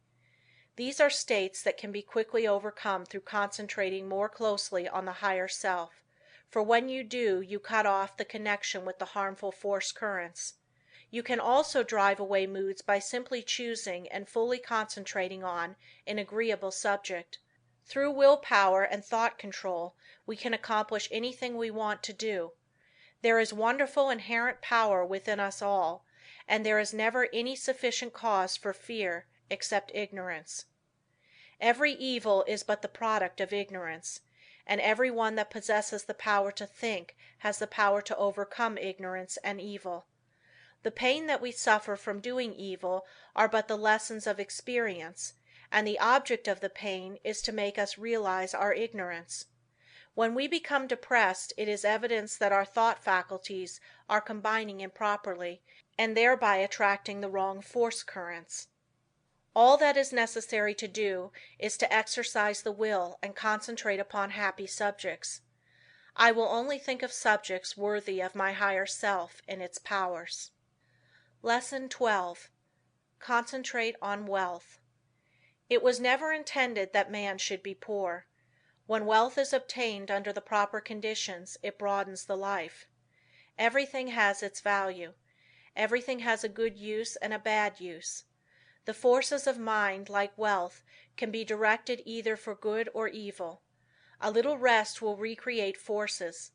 Too much rest degenerates into laziness and brainless dreamy longings. If you acquire wealth unjustly from others, you are misusing your forces, but if your wealth comes through the right sources, you will be blessed. Through wealth we can do things to uplift ourselves and humanity. Wealth is many persons' goal. It therefore stimulates their endeavor. They long for it in order to dress and live in such a way as to attract friends. Without friends they would not be so particular of their surroundings. The fact is the more attractive we make ourselves and our surroundings, the more inspiring are their influences. It is not conducive to proper thought to be surrounded by conditions that are uncongenial and unpleasant. So the first step toward acquiring wealth is to surround yourself with helpful influences. To claim for yourself an environment of culture, place yourself in it and be molded by its influences. Most great men of all ages have been comparatively rich. They have made or inherited money. Without money they could not have accomplished what they did. The man engaged in physical drudgery is not likely to have the same high ideals as the man that can command comparative leisure. Wealth is usually the fruit of achievement. It is not, however, altogether the result of being industrious. Thousands of persons work hard who never grow wealthy. Others with much less effort acquire wealth. Seeing possibilities is another step toward acquiring wealth. A man may be as industrious as he can possibly be, but if he does not use his mental forces, he will be a laborer, to be directed by the man that uses to good advantage his mental forces. No one can become wealthy in an ordinary lifetime, by mere savings from earnings. Many scrimp and economize all their lives, but by so doing waste all their vitality and energy. For example, I know a man that used to walk to work. It took him an hour to go and an hour to return. He could have taken a car and gone in 20 minutes. He saved 10 cents a day but wasted an hour and a half. It was not a very profitable investment unless the time spent in physical exercise yielded him large returns in the way of health. The same amount of time spent in concentrated effort to overcome his unfavorable business environment might have firmly planted his feet in the path of prosperity. One of the big mistakes made by many persons of the present generation is that they associate with those who fail to call out or develop the best that is in them. When the social side of life is developed too exclusively, as it often is, and recreation or entertainment becomes the leading motive of a person's life, he acquires habits of extravagance instead of economy, habits of wasting his resources, physical, mental, moral and spiritual, instead of conserving them. He is, in consequence, lacking in proper motivation. His God-given powers and forces are undeveloped, and he inevitably brings poor judgment to bear upon all the higher relationships of life. While as to his financial fortunes, he is ever the leaner, often a parasite, and always, if opportunity affords, as heavy a consumer as he is a poor producer. It seems a part of the tragedy of life that these persons have to be taught such painful lessons before they can understand the forces and laws that regulate life. Few profit by the mistakes of others. They must experience them for themselves and then apply the knowledge so gained in reconstructing their lives. Any man that has ever amounted to anything has never done a great deal of detail work for long periods at any given time. He needs his time to reflect. He does not do his duties today in the same way as yesterday, but as the result of deliberate and concentrated effort, constantly tries to improve his methods. The other day I attended a lecture on prosperity. I knew the lecturer had been practically broke for 10 years. I wanted to hear what he had to say. He spoke very well. He no doubt benefited some of his hearers, but he had not profited by his own teachings. I introduced myself and asked him if he believed in his maxims. He said he did. I asked him if they made him prosperous. He said not exactly. I asked him why. He answered that he thought he was fated not to experience prosperity. In half an hour I showed that man why poverty had always been his companion. He had dressed poorly. He held his lectures in poor surroundings. By his actions and beliefs he attracted poverty. He did not realize that his thoughts and his surroundings exercised an unfavorable influence. I said, thoughts are moving forces, great powers. Thoughts of wealth attract wealth. Therefore, if you desire wealth, you must attract the forces that will help you to secure it. Your thoughts attract a similar kind of thoughts. If you hold thoughts of poverty, you attract poverty. If you make up your mind you are going to be wealthy, you will instill this thought into all your mental forces, and you will at the same time use every external condition to help you. Many persons are of the opinion that if you have money it is easy to make more money. But this is not necessarily true. 90% of the men that start in business fail. Money will not enable one to accumulate much more unless he is trained to seek and use good opportunities for its investment. If he inherits money, the chances are that he will lose it. While if he has made it, he not only knows its value, but has developed the power to use it as well as to make more if he loses it. Business success today depends on foresight, good judgment, grit, firm resolution and settled purpose. But never forget that thought is as real a force as electricity. Let your thoughts be such that you will send out as good as you receive. If you do not, you are not enriching others, and therefore deserve not to be enriched. The man that tries to get all he can from others for nothing becomes so selfish and mean that he does not even enjoy his own acquisitions. We see examples of this every day. What we take from others will in turn be taken from us. All obligations have to be met fairly and squarely. We cannot reach perfection until we discharge every obligation of our lives. We all realize this, so why not willingly give a fair exchange for all that we receive? Again I repeat that the first as well as the last step in acquiring wealth is to surround yourself with good influences, good thought, good health, good home and business environment, and successful business associates. Cultivate, by every legitimate means, the acquaintance of men of big caliber. Bring your thought vibrations in regard to business into harmony with theirs. This will make your society not only agreeable, but sought after, and when you have formed intimate friendships with clean, reputable men of wealth, entrust to them for your investment your surplus earnings, however small, until you have developed the initiative and business acumen to successfully manage your own investments. By this time you will, through such associations, have found your place in life, which if you have rightly concentrated upon and used your opportunities, will not be among men of small parts. With a competence secured, you will take pleasure in using a part of it in making the road you traveled in reaching your position easier for those who follow you. There is somewhere in every brain the energy that will get you out of that rut and put you far up on the mountain of success if you can only use the energy. You know that gasoline in the engine of an automobile doesn't move the car until the spark comes to explode the gasoline. So it is with the mind of man. We are not speaking now of men of great genius, but of average, able citizens. Each one of them has in his brain the capacity to climb over the word impossible and get into the successful country beyond. And hope, self-confidence, and the determination to do something supply the spark that makes the energy work. End of Lesson 12. Lesson 13. You can concentrate, but will you? All have the ability to concentrate, but will you? You can, but whether you will or not depends on you. It is one thing to be able to do something, and another thing to do it. There is far more ability not used than is used. Why do not more men of ability make something of themselves?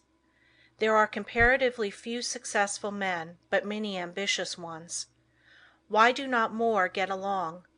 Cases may differ, but the fault is usually their own. They have had chances, perhaps better ones than some others, that have made good. What would you like to do that you are not doing? If you think you should be getting on better, why don't you? Study yourself carefully. Learn your shortcomings. Sometimes only a mere trifle keeps one from branching out and becoming a success. Discover why you have not been making good, the cause of your failure. Have you been expecting someone to lead you, or to make a way for you? If you have, concentrate on a new line of thought. There are two things absolutely necessary for success: energy and the will to succeed. Nothing can take the place of either of these. Most of us will not have an easy path to follow, so don't expect to find one. The hard knocks develop our courage and moral stamina. The persons that live in an indolent and slipshod way never have any. They have never faced conditions and therefore don't know how. The world is no better for their living. We must make favorable conditions and not expect them to shape themselves.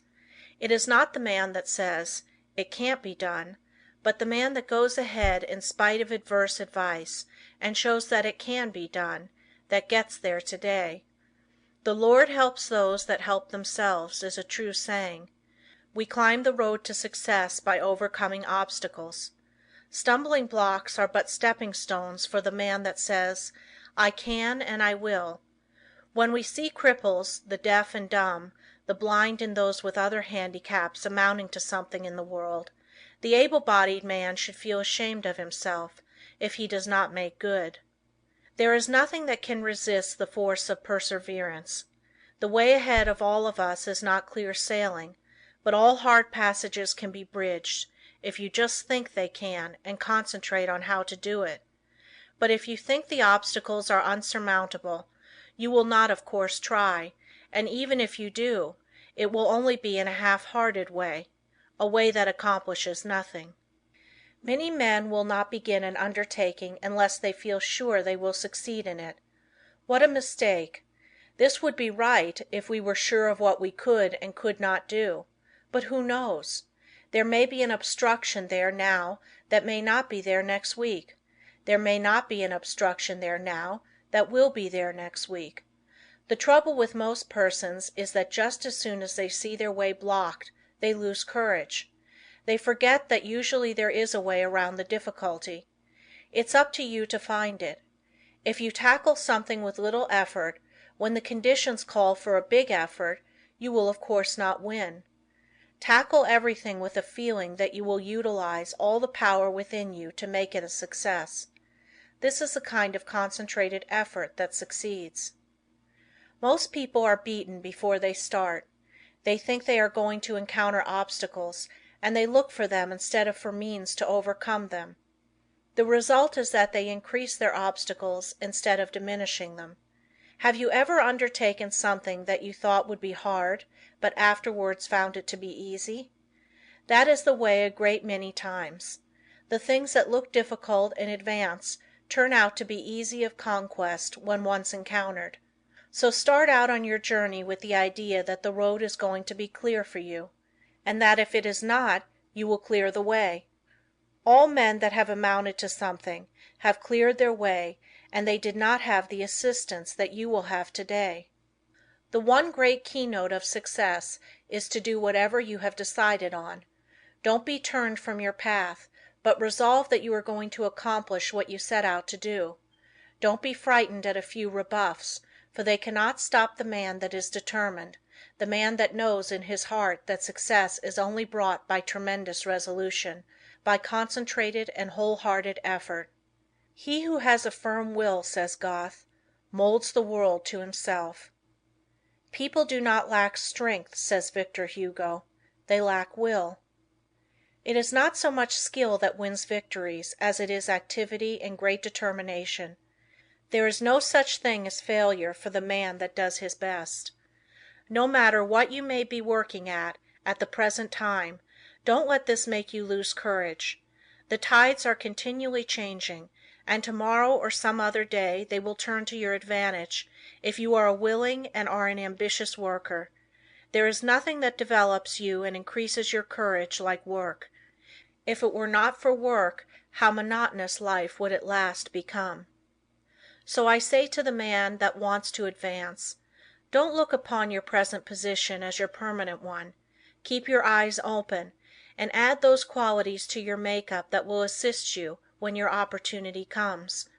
Be ever alert and on the watch for opportunities. Remember, we attract what we set our minds on. If we look for opportunities, we will find them. If you are the man you should be, someone is looking for you to fill a responsible position. So when he finds you, don't let your attention wander. Give it all to him. Show that you can concentrate your powers, that you have the makeup of a real man. Show no signs of fear, uncertainty or doubt. The man that is sure of himself is bound to get to the front. No circumstances can prevent him. Lesson 14. The Art of Concentrating by Means of Practical Exercises. Select some thought and see how long you can hold your mind on it. It is well to have a clock at first and keep track of the time. If you decide to think about health, you can get a great deal of good from your thinking besides developing concentration. Think of health as being the greatest blessing there is in the world. Don't let any other thought drift in. Just the moment one starts to obtrude, make it get out. Make it a daily habit of concentrating on this thought for say 10 minutes. Practice until you can hold it to the exclusion of everything else. You will find it of the greatest value to centralize your thoughts on health. Regardless of your present condition, see yourself as you would like to be and be blind to everything else. You will find it hard at first to forget your ailments, if you have any, but after a short while you can shut out these negative thoughts and see yourself as you want to be. Each time you concentrate you form a more perfect image of health, and as you come into its realization you become healthy, strong and wholesome. I want to impress upon your mind that the habit of forming mental images is of the greatest value. It has always been used by successful men of all ages, but few realize its full importance. Do you know that you are continually acting according to the images you form? If you allow yourself to mold negative images, you unconsciously build a negative disposition. You will think of poverty, weakness, disease, fear, etc. Just as surely as you think of these, will your objective life express itself in a like way. Just what we think, we will manifest in the external world. In deep concentration you become linked with the great creative spirit of the universe, and the creative energy then flows through you, vitalizing your creations into form. In deep concentration your mind becomes attuned with the infinite and registers the cosmic intelligence and receives its messages. You become so full of the cosmic energy that you are literally flooded with divine power. This is a most desired state. It is then we realize the advantages of being connected with the supra-consciousness. The supra-consciousness registers the higher cosmic vibrations. It is often referred to as the wireless station, the message recorded coming from the universal mind. There are very few that reach this stage of concentration. Very few even know that it is possible. They think concentration means limitation to one subject, but this deeper concentration that brings us into harmony with the infinite is that which produces and maintains health. When you have once come in contact with your supra-consciousness, you become the controller of your human thoughts. That which comes to you is higher than human thoughts. It is often spoken of as cosmic consciousness. Once it is experienced, it is never forgotten. Naturally, it requires a good deal of training to reach this state, but when you do, it becomes easier each time to do, and in the course of time you can become possessed of power which was unknown to you before. You are able to direct the expression of almost infinite power while in this deeper state of concentration. Exercises in Concentration. The rays of the sun, when focused upon an object by means of a sun glass, produce a heat many times greater than the scattered rays of the same source of light and heat. This is true of attention. Scatter it and you get but ordinary results. But center it upon one thing and you secure much better results. When you focus your attention upon an object, your every action, voluntary and involuntary, is in the direction of attaining that object. If you will focus your energies upon a thing to the exclusion of everything else, you generate the force that can bring you what you want. When you focus your thought, you increase its strength. The exercises that follow are tedious and monotonous, but useful. If you will persist in them you will find they are very valuable, as they increase your powers of concentration. Before proceeding with the exercises, I will answer a question that just comes to me. This person says after he works all day he is too tired to practice any exercise. But this is not true. We will say he comes home all tired out, eats his supper and sits down to rest. If his work has been mental, the thought which has been occupying his mind returns to him, and this prevents him from securing the rest he needs. It is an admitted fact that certain thoughts call into operation a certain set of brain cells. The other cells, of course, are not busy at that time and are rested. Now if you take up something that is just different from what you have been doing during the day, you will use the cells that have not done anything and give those that have had work to do a rest. So you should regulate the evenings that you have and call forth an entirely different line of thought so as not to use the cells which you have tired out during the day. If you will center your attention on a new thought, you relieve the old cells from vibrating with excitement and they get their needed rest. The other cells that have been idle all day want to work, and you will find you can enjoy your evenings while securing needed rest. Once you have learned to master your thoughts, you will be able to change them just as easily as you change your clothes. Remember, the real requisite of centering is to be able to shut out outside thoughts, anything foreign to the subject. Now in order to control your intention, first gain control over the body. This must be brought under direct control of the mind under the control of the will. Your will is strong enough to do anything you wish, but you must realize that it is.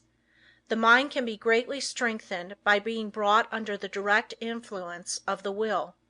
When the mind is properly strengthened by the impulse of the will, it becomes a powerful transmitter of thought, because it has more force. The best time to concentrate is after reading something that is inspiring, as you are then mentally and spiritually exalted in the desired realm. Then is the time you are ready for deep concentration. If you are in your room first, see that your windows are up and the air is good. Lie down flat on your bed without a pillow. See that every muscle is relaxed. Now breathe slowly, filling the lungs comfortably full of fresh air. Hold this as long as you can without straining yourself. Then exhale slowly. Exhale in an easy, rhythmic way. Breathe this way for 5 minutes, letting the divine breath flow through you, which will cleanse and rejuvenate every cell of brain and body. You are then ready to proceed. Now think how quiet and relaxed you are. You can become enthusiastic over your condition. Just think of yourself as getting ready to receive knowledge that is far greater than you have ever received before. Now relax and let the Spirit work in and through you and assist you to accomplish what you wish. Don't let any doubts or fears enter. Just feel that what you wish is going to manifest. Just feel it already has. In reality it has, for just the minute you wish a thing to be done, it manifests in the thought world. Whenever you concentrate, just believe it is a success. Keep up this feeling and allow nothing to interfere, and soon you will find you have become the master of concentration. You will find that this practice will be of wonderful value to you, and that rapidly you will be learning to accomplish anything that you undertake. It will be necessary to first train the body to obey the commands of the mind. I want you to gain control over your muscular movements. The following exercise is especially good in assisting you to acquire perfect control of the muscles. Exercise 1. Sit in a comfortable chair and see how still you can keep. This is not as easy as it seems. You will have to center your attention on sitting still. Watch and see that you are not making any involuntary muscular movements. By a little practice you will find you are able to sit still without a movement of the muscles for 15 minutes. At first I advise sitting in a relaxed position for 5 minutes. After you are able to keep perfectly still, increase the time to 10 minutes and then to 15. This is as long as it is necessary, but never strain yourself to keep still. You must be relaxed completely. You will find this habit of relaxing is very good. Exercise 2. Sit in a chair with your head up and your chin out, shoulders back. Raise your right arm until it is on the level with your shoulder, pointing to your right. Look around with head only, and fix your gaze on your fingers, and keep the arm perfectly still for 1 minute. Do the same exercise with left arm. When you are able to keep the arm perfectly steady, increase the time until you are able to do this 5 minutes with each arm.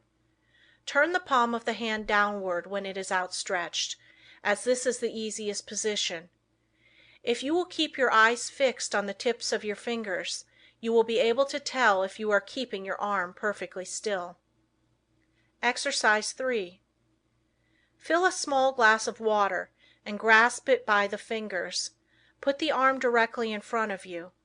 Now fix the eyes upon the glass and try to keep the arm so steady that no movement will be noticeable. Do this first for 1 moment and then increase it to 5. Do the exercise with first one arm and then the other. Exercise 4. Watch yourself during the day and see that your muscles do not become tense or strained. See how easy and relaxed you can keep yourself. See how poised you can be at all times. Cultivate a self-poised manner instead of a nervous, strained appearance. This mental feeling will improve your carriage and demeanor. Stop all useless gestures and movements of the body. These mean that you have not proper control over your body. After you have acquired this control, notice how ill at ease people are that they have not gained this control. I have just been sizing up a salesman that has just left me. Part of his body kept moving all the time. I just felt like saying to him, "Do you know how much better appearance you would make if you would just learn to speak with your voice instead of trying to express what you say with your whole body?" Just watch those that interview you and see how they lack poise. Get rid of any habit you have of twitching or jerking any part of your body. You will find you make many involuntary movements. You can quickly stop any of these by merely centering your attention on the thought, "I will not." If you are in the habit of letting noises upset you, just exercise control. When the door slams, or something falls, etc., just think of these as exercises in self-control. You will find many exercises like this in your daily routine. The purpose of the above exercises is to gain control over the involuntary muscular movement, making your actions entirely voluntary. The following exercises are arranged to bring your voluntary muscles under the control of the will, so that your mental forces may control your muscular movements. Exercise 5. Move your chair up to a table, placing your hands upon it, clenching the fists, keeping the back of the hand on the table, and the thumb doubled over the fingers. Now fix your gaze upon the fist for a while, then gradually extend the thumb, keeping your whole attention fixed upon the act, just as if it was a matter of great importance. Then gradually extend your first finger, then your second, and so on until you open the rest. Then reverse the process, closing first the last one opened and then the rest, and finally you will have the fist again in the original position with the thumb closed over the finger. Do this exercise with the left hand. Keep up this exercise first with one hand and then the other until you have done it 5 times with each hand. In a few days you can increase it to 10 times. The chances are that the above exercises will at first make you tired, but it is important for you to practice these monotonous exercises so you can train your attention. It also gives you control over your muscular movement. The attention, of course, must be kept closely on each movement of the hand. If it is not, you will of course lose the value of the exercise. Exercise 6. Put the right hand on knee, both fingers and thumb closed, except the first finger, which points out in front of you. Then move the finger slowly from side to side, keeping the attention fixed upon the end of the finger. You can make up a variety of exercises like these. It is good training to plan out different ones. The main point you should keep in mind is that the exercise should be simple and that the attention should be firmly fixed upon the moving part of the body. You will find your attention will not want to be controlled and will try to drift to something more interesting. This is just where these exercises are of value, and you must control your attention and see it is held in the right place and does not wander away. You may think these exercises very simple and of no value, but I promise you in a short time you will notice that you have a much better control over your muscular movements, carriage and demeanor, and that you will find that you have greatly improved your power of attention and can center your thoughts on what you do, which of course will be very valuable. No matter what you may be doing, imagine that it is your chief object in life. Imagine that you are not interested in anything else in the world but what you are doing. Do not let your attention get away from the work you are at. Your attention will no doubt be rebellious, but control it and do not let it control you. When once you conquer the rebellious attention, you have achieved a greater victory than you can realize at the time. Many times afterwards you will be thankful you have learned to concentrate your closest attention upon the object at hand. Let no day go by without practicing concentrating on some familiar object that is uninteresting. Never choose an interesting object, as it requires less attention. The less interesting it is, the better the exercise will it be. After a little practice you will find you can center your attention on uninteresting subjects at will. The person that can concentrate can gain full control over his body and mind and be the master of his inclinations, not their slave. When you can control yourself, you can control others. You can develop a will that will make you a giant compared with the man that lacks willpower.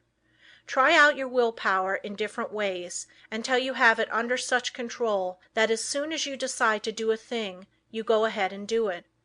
Never be satisfied with the "I did fairly well" spirit, but put forward your best efforts. Be satisfied with nothing else. When you have gained this, you are the man you were intended to be. Exercise 7. Concentration increases the sense of smell. When you take a walk, or drive in the country, or pass a flower garden, concentrate on the odor of flowers and plants. See how many different kinds you can detect. Then choose one particular kind and try to sense only this. You will find that this strongly intensifies the sense of smell. The differentiation requires, however, a particularly attentive attitude. When sense of smell is being developed, you should not only shut out from the mind every thought but that of odor, but you should also shut out cognizance of every odor save that upon which your mind, for the time, is concentrated. You can find plenty of opportunity for exercises for developing the sense of smell. When you are out in the air, be on the alert for the different odors. You will find the air laden with all kinds, but let your concentration upon the one selected be such that a scent of its fragrance, in after years, will vividly recall the circumstances of this exercise. The object of these exercises is to develop concentrated attention, and you will find that you can, through their practice, control your mind and direct your thoughts, just the same as you can your arm. Exercise 8. Concentration on the within. Lie down and thoroughly relax your muscles. Concentrate on the beating of your heart. Do not pay any attention to anything else. Think how this great organ is pumping the blood to every part of the body. Try to actually picture the blood leaving the great reservoir and going in one stream right down to the toes. Picture another going down the arms to the tips of the fingers. After a little practice you can actually feel the blood passing through your system. If at any time you feel weak in any part of your body, will that an extra supply of blood shall go there. For instance, if your eyes feel tired, picture the blood coming from the heart, passing up through the head and out to the eyes. You can wonderfully increase your strength by this exercise. Men have been able to gain such control over their heart that they have actually stopped it from beating for 5 minutes. This, however, is not without danger, and it is not to be practiced by the novice. I have found the following a very helpful exercise to take just before going to bed and on rising in the morning. Say to yourself, "Every cell in my body thrills with life. Every part of my body is strong and healthy." I have known a number of people to greatly improve their health in this way. You become what you picture yourself to be. If your mind thinks of sickness in connection with self, you will be sick. If you imagine yourself in strong, vigorous health, the image will be realized. You will be healthy. Exercise 9. Concentrating on sleep. What is known as the water method is, although very simple, very effective in inducing sleep. Put a full glass of clear water on a table in your sleeping room. Sit in a chair beside the table and gaze into the glass of water and think how calm it is. Then picture yourself getting into just as calm a state. In a short time you will find the nerves becoming quiet and you will be able to go to sleep.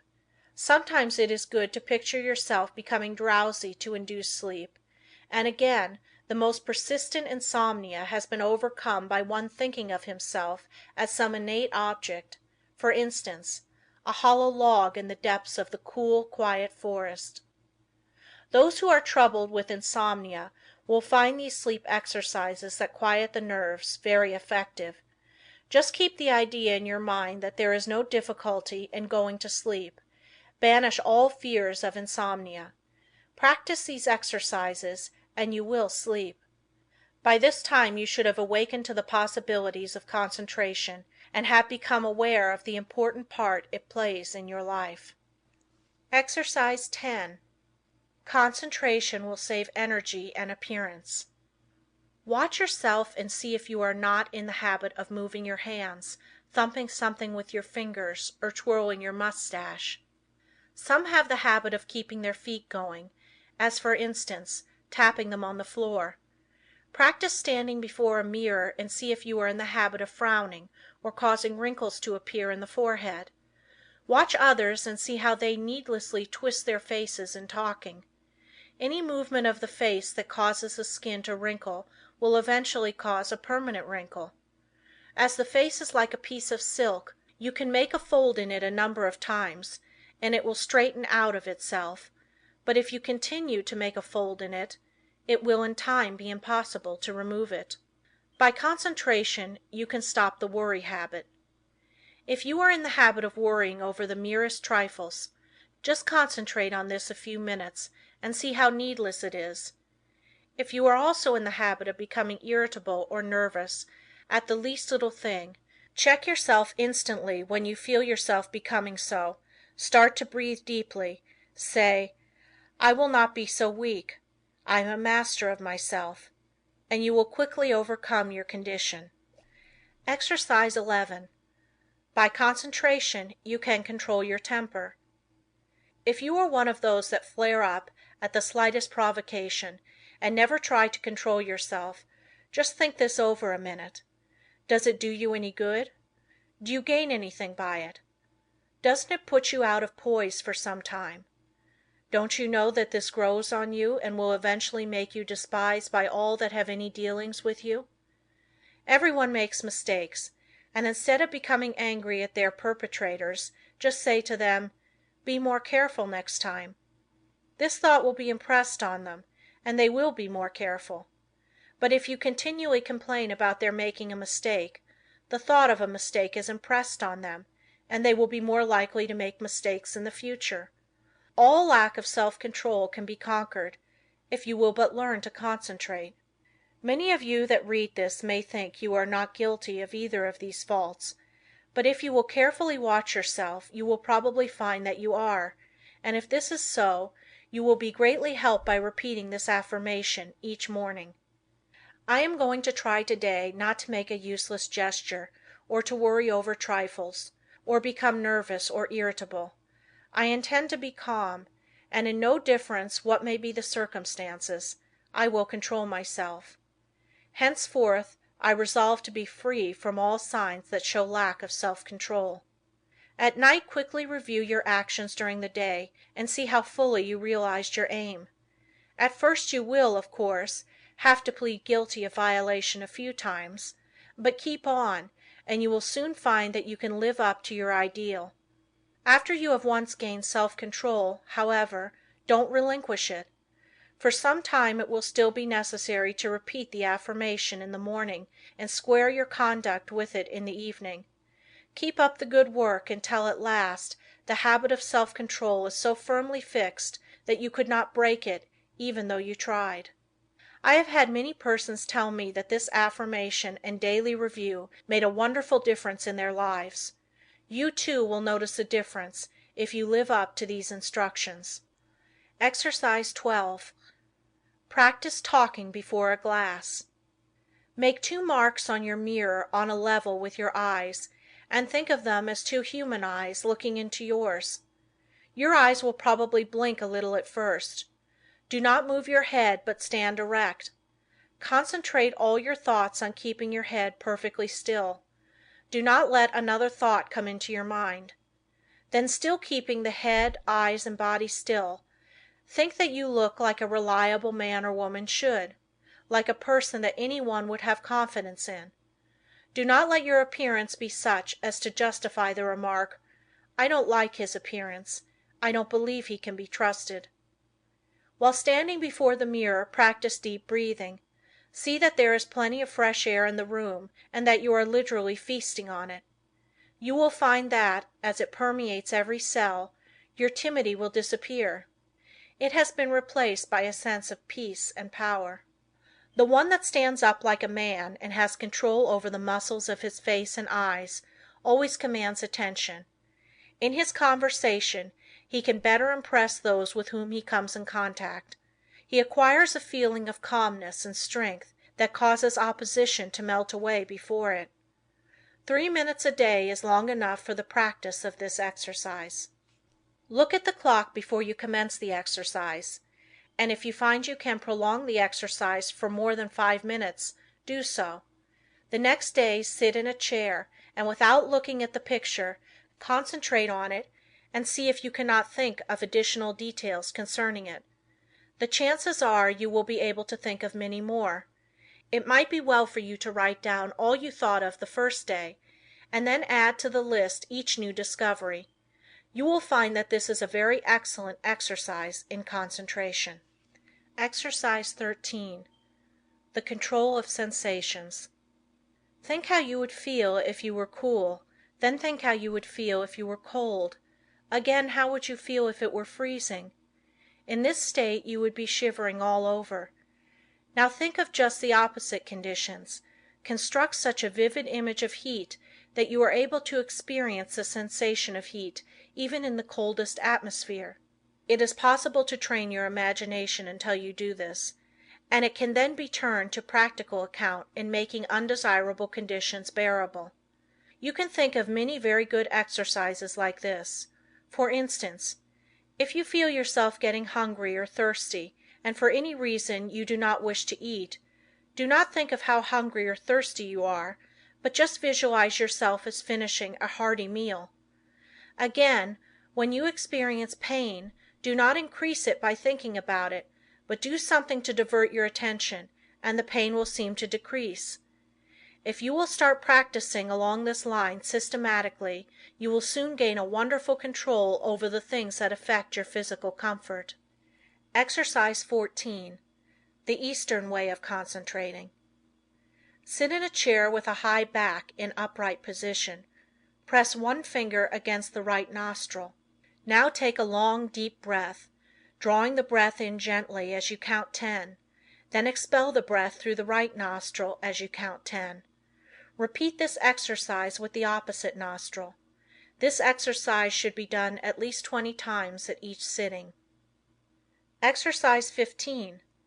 Controlling Desires.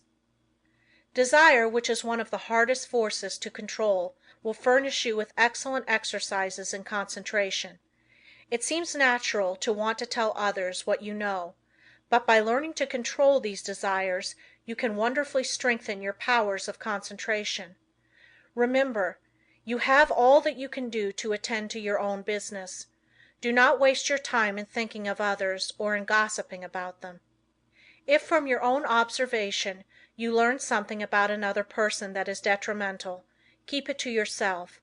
Your opinion may afterwards turn out to be wrong anyway, but whether right or wrong, you have strengthened your will by controlling your desire to communicate your views. If you hear good news, resist the desire to tell it to the first person you meet, and you will be benefited thereby. It will require the concentration of all your powers of resistance to prohibit the desire to tell. After you feel that you have complete control over your desires, you can then tell your news. But you must be able to suppress the desire to communicate the news until you are fully ready to tell it. Persons that do not possess this power of control over desires are apt to tell things that they should not, thereby often involving both themselves and others in needless trouble. If you are in the habit of getting excited when you hear unpleasant news, just control yourself and receive it without any exclamation of surprise. Say to yourself, "Nothing is going to cause me to lose my self-control." You will find from experience that this self-control will be worth much to you in business. You will be looked upon as a cool-headed business man, and this in time becomes a valuable business asset. Of course, circumstances alter cases. At times it is necessary to become enthused. But be ever on the lookout for opportunities for the practice of self-control. He that ruleth his spirit is greater than he that ruleth a city. Exercise 16. When you read. No one can think without first concentrating his thoughts on the subject in hand. Every man and woman should train himself to think clearly. An excellent exercise is to read some short story and then write just an abridged statement. Read an article in a newspaper and see how in a few words you can express it. Reading an article to get only the essentials requires the closest concentration. If you are unable to write out what you read, you will know you are weak in concentration. Instead of writing it out, you can express it orally if you wish. Go to your room and deliver it as if you were talking to someone. You will find exercises like this of the greatest value in developing concentration and learning to think. After you have practiced a number of these simple exercises, read a book for 20 minutes and then write down what you have read. The chances are that first you will not remember very many details, but with a little practice you will be able to write a very good account of what you have read. The closer the concentration, the more accurate the account will be. It is a good idea when time is limited to read only a short sentence and then try to write it down word for word. When you are able to do this, read 2 or more sentences and treat similarly. The practice will produce very good results if you keep it up until the habit is fixed. If you will just utilize your spare time in practicing exercises like those suggested, you can gain wonderful powers of concentration. You will find that in order to remember every word in a sentence, you must keep out every thought but that which you wish to remember, and this power of inhibition alone will more than compensate for the trouble of the exercise. Of course, success in all of the above depends largely upon cultivating, through the closest concentration, the power to image or picture what you read; upon the power, as one writer expresses it, of letting the mountains of which we hear loom before us, and the rivers of which we read roll at our feet. Exercise 17. Concentration overcomes bad habits. If you have a habit that you want to get rid of, shut your eyes and imagine that your real self is standing before you. Now try the power of affirmation. Say to yourself, "You are not a weakling. You can stop this habit if you want to. This habit is bad and you want to break it." Just imagine that you are someone else giving this advice. This is a very valuable practice. You, in time, see yourself as others see you. The habit loses its power over you and you are free. If you will just form the mental image of controlling yourself as another person might, you will take a delight in breaking bad habits. I have known a number of men to break themselves of drinking in this way. Exercise 18. Watch concentration. Sit in a chair and place a clock with the second hand on the table. Follow the second hand with your eyes as it goes around. Keep this up for 5 minutes, thinking of nothing else but the second hand. This is a very good exercise when you only have a few minutes to spare, if you are able to keep every other thought in the stream of consciousness subordinate to it. As there is little that is particularly interesting about the second hand, it is hard to do this, but in the extra effort of will power required to make it successful lies its value. Always try to keep as still as possible during these exercises. In this way you gain control over nerves, and this quieting effect is very good for them. Exercise 19. Faith concentration. A belief in the power to concentrate is of course very important. I purposely did not put this exercise in the beginning where it naturally belongs, because I wanted you to know that you could learn to concentrate. If you have practiced the above exercises, you have now developed this concentration power to a considerable extent, and therefore you have faith in the power of concentration, but you can still become a much stronger believer in it. We will say that you have some desire or wish you want fulfilled, or that you need some special advice. You first clearly picture what is wanted, and then you concentrate on getting it. Have absolute faith that your desires will be realized. Believe that it will, according to your belief, be fulfilled. Never, at this time, attempt to analyze the belief. You don't care anything about the whys and wherefores.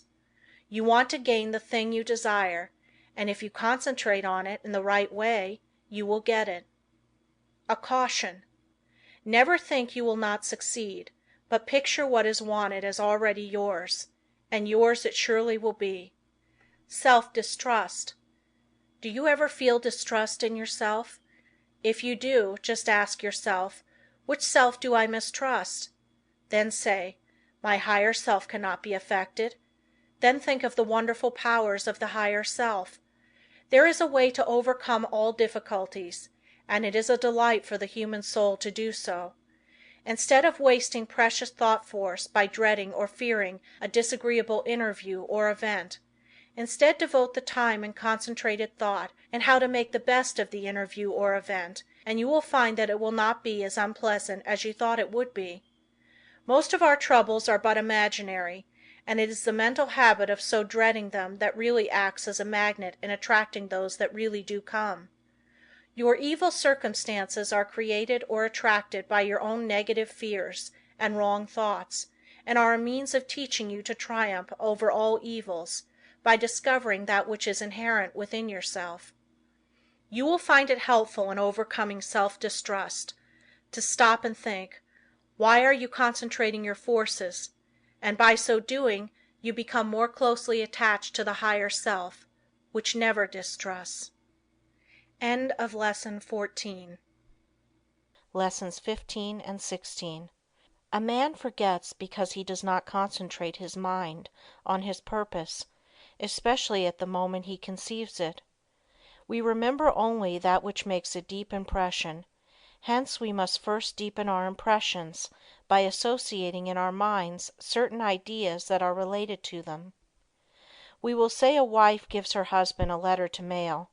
He does not think about it, but automatically puts it in his pocket and forgets all about it. When the letter was given to him, had he said to himself, "I will mail this letter, the box is at the next corner, and when I pass it I must drop this letter," it would have enabled him to recall the letter the instant he reached the mailbox. The same rule holds good in regard to more important things.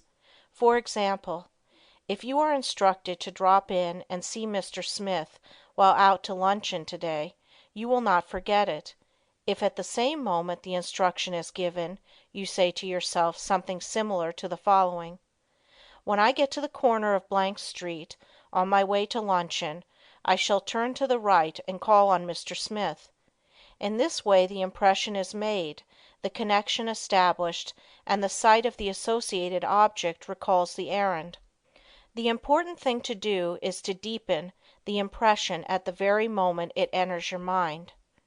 This is made possible not only by concentrating the mind upon the idea itself, but by surrounding it with all possible association of ideas, so that each one will reinforce the others.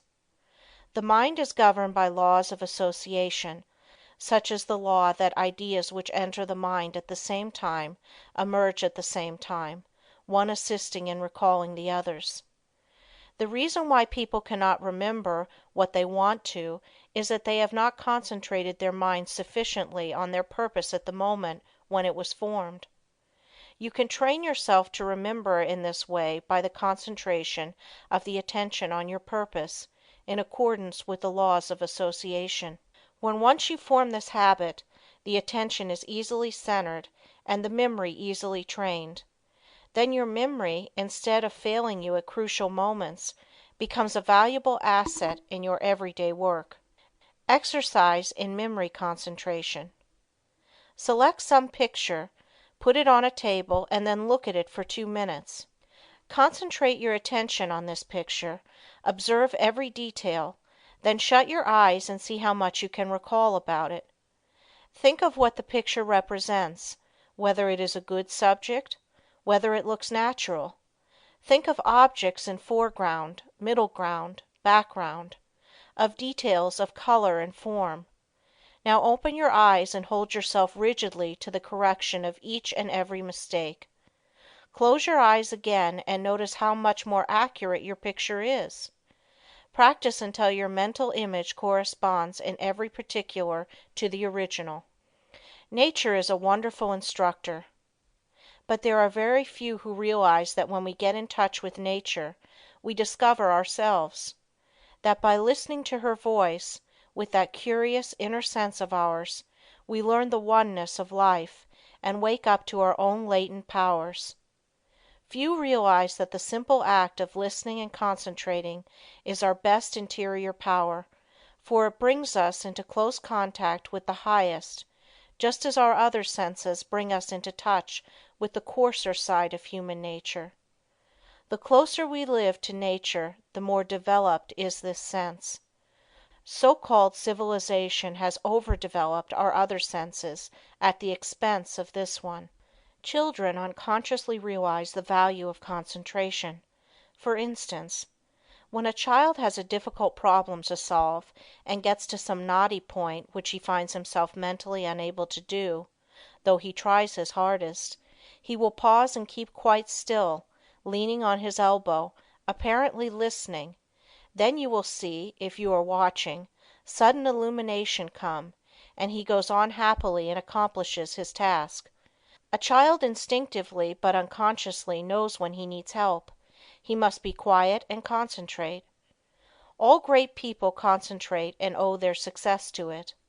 A doctor thinks over the symptoms of his patient, waits, listens for the inspiration, though quite unconscious, perhaps, of doing so. The one who diagnoses in this way seldom makes mistakes. An author thinks his plot, holds it in his mind, and then waits, and illumination comes. If you want to be able to solve difficult problems, you must learn to do the same. Lesson 16. How concentrating can fulfill your desire. It is a spiritual law that the desire to do necessarily implies the ability to do. You have all read of Aladdin's lamp, which accomplished such wonderful things. This, of course, is only a fairy story, but it illustrates the fact that man has within him the power, if he is able to use it, to gratify his every wish. If you are unable to satisfy your deepest longings, it is time you learn how to use your God-given powers. You will soon be conscious that you have latent powers within capable, when once developed, of revealing to you priceless knowledge and unlimited possibilities of success. Man should have plenty of everything, and not merely substance to live on as so many have. All natural disease can be realized.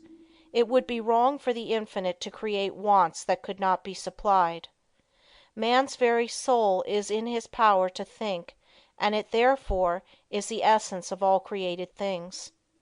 Every instinct of man leads to thought, and in every thought there is great possibility, because true thought development, when allied to those mysterious powers that perhaps transcend it, has been the cause of all the world's true progress.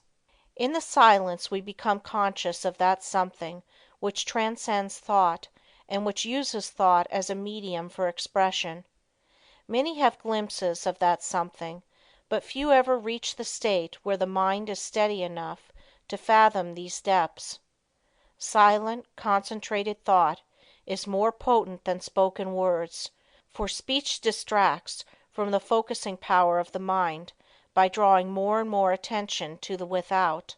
Man must learn more and more to depend on himself, to seek more for the Infinite within. It is from this source alone that he ever gains the power to solve his practical difficulties. No one should give up when there is always the resources of infinity. The cause of failure is that men search in the wrong direction for success, because they are not conscious of their real powers that when used are capable of guiding them. The Infinite within is foreign to those persons who go through life without developing their spiritual powers. But the Infinite helps only he who helps himself. There is no such thing as a special providence. Man will not receive help from the Infinite except to the extent that he believes and hopes and prays for help from this great source. Concentrate on what you want and get it. The weakling is controlled by conditions. The strong man controls his conditions. You can be either the conqueror or the conquered. By the law of concentration you can achieve your heart's desire. This law is so powerful that that which at first seems impossible becomes attainable. By this law, what you at first see as a dream becomes a reality. Remember that the first step in concentration is to form a mental image of what you wish to accomplish. This image becomes a thought seed that attracts thoughts of a similar nature.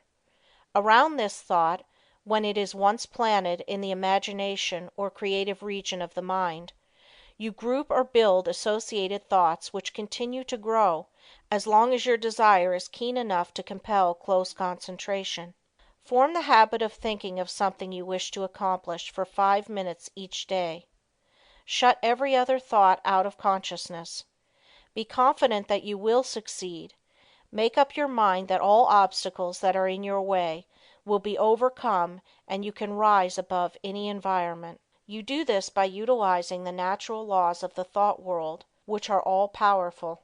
A great aid in the development of concentration is to write out your thoughts on that which lies nearest your heart, and to continue, little by little, to add to it until you have as nearly as possible exhausted the subject. You will find that each day as you focus your forces on this thought at the center of the stream of consciousness, new plans, ideas, and methods will flash into your mind. There is a law of attraction that will help you accomplish your purpose. An advertiser, for instance, gets to thinking along a certain line. He has formed his own ideas, but he wants to know what others think.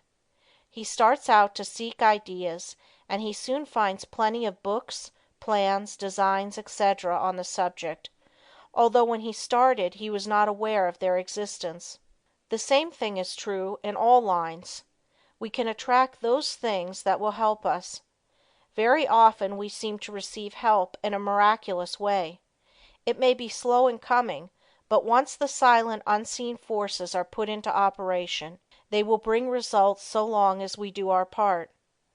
They are ever present and ready to aid those who care to use them. By forming a strong mental image of your desire, you plant the thought seed, which begins working in your interest, and in time that desire, if in harmony with your higher nature, will materialize. It may seem that it would be unnecessary to caution you to concentrate only upon achievement that will be good for you and work no harm to another, but there are many who forget others and their rights in their anxiety to achieve success. All good things are possible for you to have, but only as you bring out your forces into harmony with that law that requires that we mete out justice to fellow travelers as we journey along life's road. So first think over the thing wanted, and if it would be good for you to have, say, I want to do this. I am going to work to secure it. The way will be open for me. If you fully grasp the mental thought of success and hold it in the mind each day, you gradually make a pattern or mold which in time will materialize. But by all means keep free from doubt and fear, the destructive forces. Never allow these to become associated with your thoughts. At last you will create the desired conditions and receive help in many unlooked-for ways that will lift you out of the undesired environment. Life will then seem very different to you, for you will have found happiness through awakening within yourself the power to become the master of circumstances instead of their slave. To the beginner in this line of thought, some of the things stated in this book may sound strange, even absurd, but instead of condemning them, give them a trial. You will find they work out. The inventor has to work out his idea mentally before he produces it materially. The architect first sees the mental picture of the house he is to plan, and from this works out the one we see. Every object, every enterprise, must first be mentally created. I know a man that started in business with 13 cents and not $1's worth of credit. In 10 years he has built up a large and profitable business. He attributes his success to 2 things: belief that he would succeed, and hard work. There were times when it did not look like he could weather the storm. He was being pressed by his creditors who considered him bankrupt. They would have taken 50 cents on the dollar for his notes and considered themselves lucky. But by keeping up a bold front he got an extension of time when needed. When absolutely necessary for him to raise a certain sum at a certain time, he always did it. When he had heavy bills to meet, he would make up his mind that certain people that owed him would pay by a certain date, and they always did. Sometimes he would not receive their check until the last mail of the day of the extension, and I have known him to send out a check with the prospect of receiving a check from one of his customers the following day. He would have no reason other than his belief in the power of affecting the mind of another by concentration of thought for expecting that check, but rarely has he been disappointed. Just put forth the necessary concentrated effort and you will be wonderfully helped from sources unknown to you. Remember the mystical words of Jesus, the Master: "Whatsoever thing ye desire when ye pray, pray as if ye had already received, and ye shall have." Lesson 16. Lesson 17. Ideals developed by concentration. Through our paltry stir and strife glows the wished ideal, and longing molds in clay what life carves in the marble real. Lowell.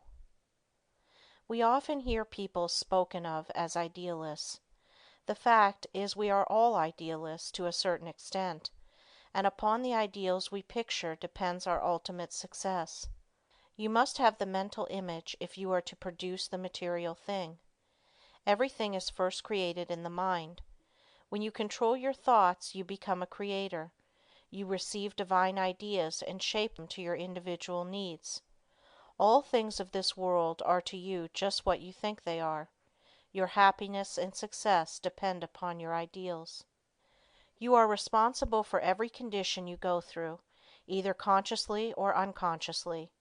The next step you take determines the succeeding step. Remember this, it is a valuable lesson. By concentrating on each step as you go along, you can save a lot of waste steps and will be able to choose a straight path instead of a roundabout road. Concentrate your ideals and they will become material actualities. Through concentration we work out our ideals in physical life. Your future depends upon the ideals you are forming now. Your past ideals are determining your present. Therefore, if you want a bright future, you must begin to prepare for it today. If persons could only realize that they can only injure themselves, that when they are apparently injuring others they are really injuring themselves, what a different world this would be. We say a man is as changeable as the weather. What is meant is his ideals change. Every time you change your ideal, you think differently. You become like a rudderless boat on an ocean. Therefore, realize the importance of holding to your ideal until it becomes a reality. You get up in the morning determined that nothing will make you lose your temper. This is your ideal of a person of real strength and poise. Something takes place that upsets you completely, and you lose your temper. For the time being, you forget your ideal. If you had just thought a second of what a well-poised person implies, you would not have become angry. You lose your poise when you forget your ideal. Each time we allow our ideals to be shattered, we also weaken our willpower. Holding to your ideals develops willpower. Don't forget this. Why do so many men fail? Because they don't hold to their ideal until it becomes a mental habit. When they concentrate on it, to the exclusion of all other things, it becomes a reality. I am that which I think myself to be. Ideals are reflected to us from the unseen spirit. The laws of matter and spirit are not the same. One can be broken, but not the other. To the extent that ideals are kept is your future assured. It was never intended that man should suffer. He has brought it upon himself by disobeying the laws of nature. He knows them, so cannot plead ignorance. Why does he break them? Because he does not pay attention to those ideals flashed to him from the Infinite Spirit. Life is but one continuous unfoldment, and you can be happy every step of the way, or miserable, as you please. It all depends upon how we entertain those silent whisperings that come from we know not where. We cannot hear them with mortal ear, but from the silence they come as if they were dreams, not to you or me alone, but to everyone. In this way the grandest thoughts come to us, to use or abuse. So search not in treasured volumes for noble thoughts, but within, and bright and glowing vision will come to be realized now and hereafter. You must give some hours to concentrated, consistent, persistent thought. You must study yourself and your weaknesses. No man gets over a fence by wishing himself on the other side. He must climb. No man gets out of the rut of dull, tiresome, monotonous life by merely wishing himself out of the rut. He must climb. If you are standing still or going backward, there is something wrong. You are the man to find out what is wrong. Don't think that you are neglected, or not understood, or not appreciated. Such thoughts are the thoughts of failure. Think hard about the fact that men who have got what you envy got it by working for it. Don't pity yourself, criticize yourself. You know that the only thing in the world that you have got to count upon is yourself. Lesson 18. Mental Control Through Creation. I attended a banquet of inventors recently. Each inventor gave a short talk on something he thought would be accomplished in the future. Many very much needed things were spoken of. One inventor spoke of the possibilities of wireless telephone. Distance, he said, would shortly be annihilated. He thought we would soon be able to talk to the man in the submarine 40 fathoms below the surface and 1,000 miles away. When he got through, he asked if there were any that doubted what he said. No one spoke up. This was not a case of tactful politeness, as inventors like to argue, but a case where no one present really doubted that the inventor's vision would, in the future, materialize. These shrewd men, some real geniuses, all thought we would in time be able to talk to those 1,000 miles away without media. Now, if we can make an instrument so wonderful that we can send wireless messages 1,000 miles, is there any reason why we should not, through mental control, transmit messages from one person to another? The wireless message should not be as easy to send as the projected thought. The day will come when all business will employ highly developed persons to send out influences. These influences will be so dominating that employees will be partly controlled by them, and so you will profit more and more by your mental powers and depend on them to draw you to all forces of a helping nature. You will be constantly sending out suggestions to your employees and friends. They will receive these unconsciously, but in case yours is the stronger personality, they will carry them out the same as if you had spoken them. This is being done even today. A finely organized company secures the combined effort of all its men. They may be each doing a different kind of work, but all work to bring about the very best results. The whole atmosphere is impregnated with a high standard of workmanship. Everyone feels he must do his best. He could not be in such surroundings and be satisfied to do anything but his best work. A business will succeed only to the extent that the efforts of all are coordinated toward one result. At least one person is needed to direct all toward the desired end. The person at the head does not have to exactly outline to the others what steps to take, but he must possess the mental power of control over others. An up-to-date business letter is not written in a casual, commonplace way today. The writer tries to convey something he thinks the receiver will be interested to know. In this way he awakens a responsive spirit. Sometimes just the addition of a word or two will change a letter of the matter-of-fact style to one that compels a response. It is not always what is actually in a letter, but the spirit which it breathes that brings the results. That intangible something that defies analysis is the projected thought of the matter that brings back the harvest that it claims. But we should not always claim success for ourselves only. If you are anxious that some friend or relative should succeed, think of this person as becoming successful. Picture him in the position you would like to see him in. If he has a weakness, desire and command that it be strengthened. Think of his shortcomings, which belong to his negative nature, as being replaced by positive qualities. Take a certain part of the day to send him thoughts of upbuilding nature. You can in this way arouse his mental powers into activity, and once aroused, they will assert themselves and claim their own. We can accomplish a great deal more than many of us are ready to believe by sending to another our direct, positive and controlling suggestions of leadership, but whether a man is a success or not is greatly determined by the way he acts on the suggestions he receives. We either advance or decline. We never stand still. Every time we accomplish something, it gives us ability to do greater things. The bigger the attempt undertaken, the greater the things accomplished in the future. As a business grows, the head of the business also has to grow. He must advance and be ever the guiding influence. By his power to control, he inspires confidence in those associated with him. Often employees are superior to their employers in some qualities, and, if they had studied, instead of neglected their development, they could have been employers of more commanding influence than those whom they serve. Through your mental power you can generate, in another, enthusiasm and the spirit of success, which somehow furnishes an impetus to do something worth while.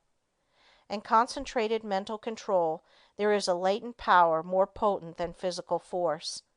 the person becomes aware that the attitude of the mind has a power of controlling, directing, and governing other forces. He has been placed in an attitude capable of acquiring that which he desires. All of us, no matter how strong we are affected by the mental forces of our environment. There is no one that can remain neutral to influences. The mind cannot be freed from the forces of a place. If the environment of your place of business is not helpful, it will be harmful. That is why a change of position will often do a person a great deal of good. No person was ever intended to live alone. If you are shut up with only your own thoughts, you suffer from mental starvation. The mind becomes narrow, the mental powers weaken. Living alone often causes some of the milder forms of insanity. If children do not play with those their own age, but associate with only older people, they will take on the actions of the older people. The same is true of older persons if they associate with people younger than they are. They will take on the spirit of youth.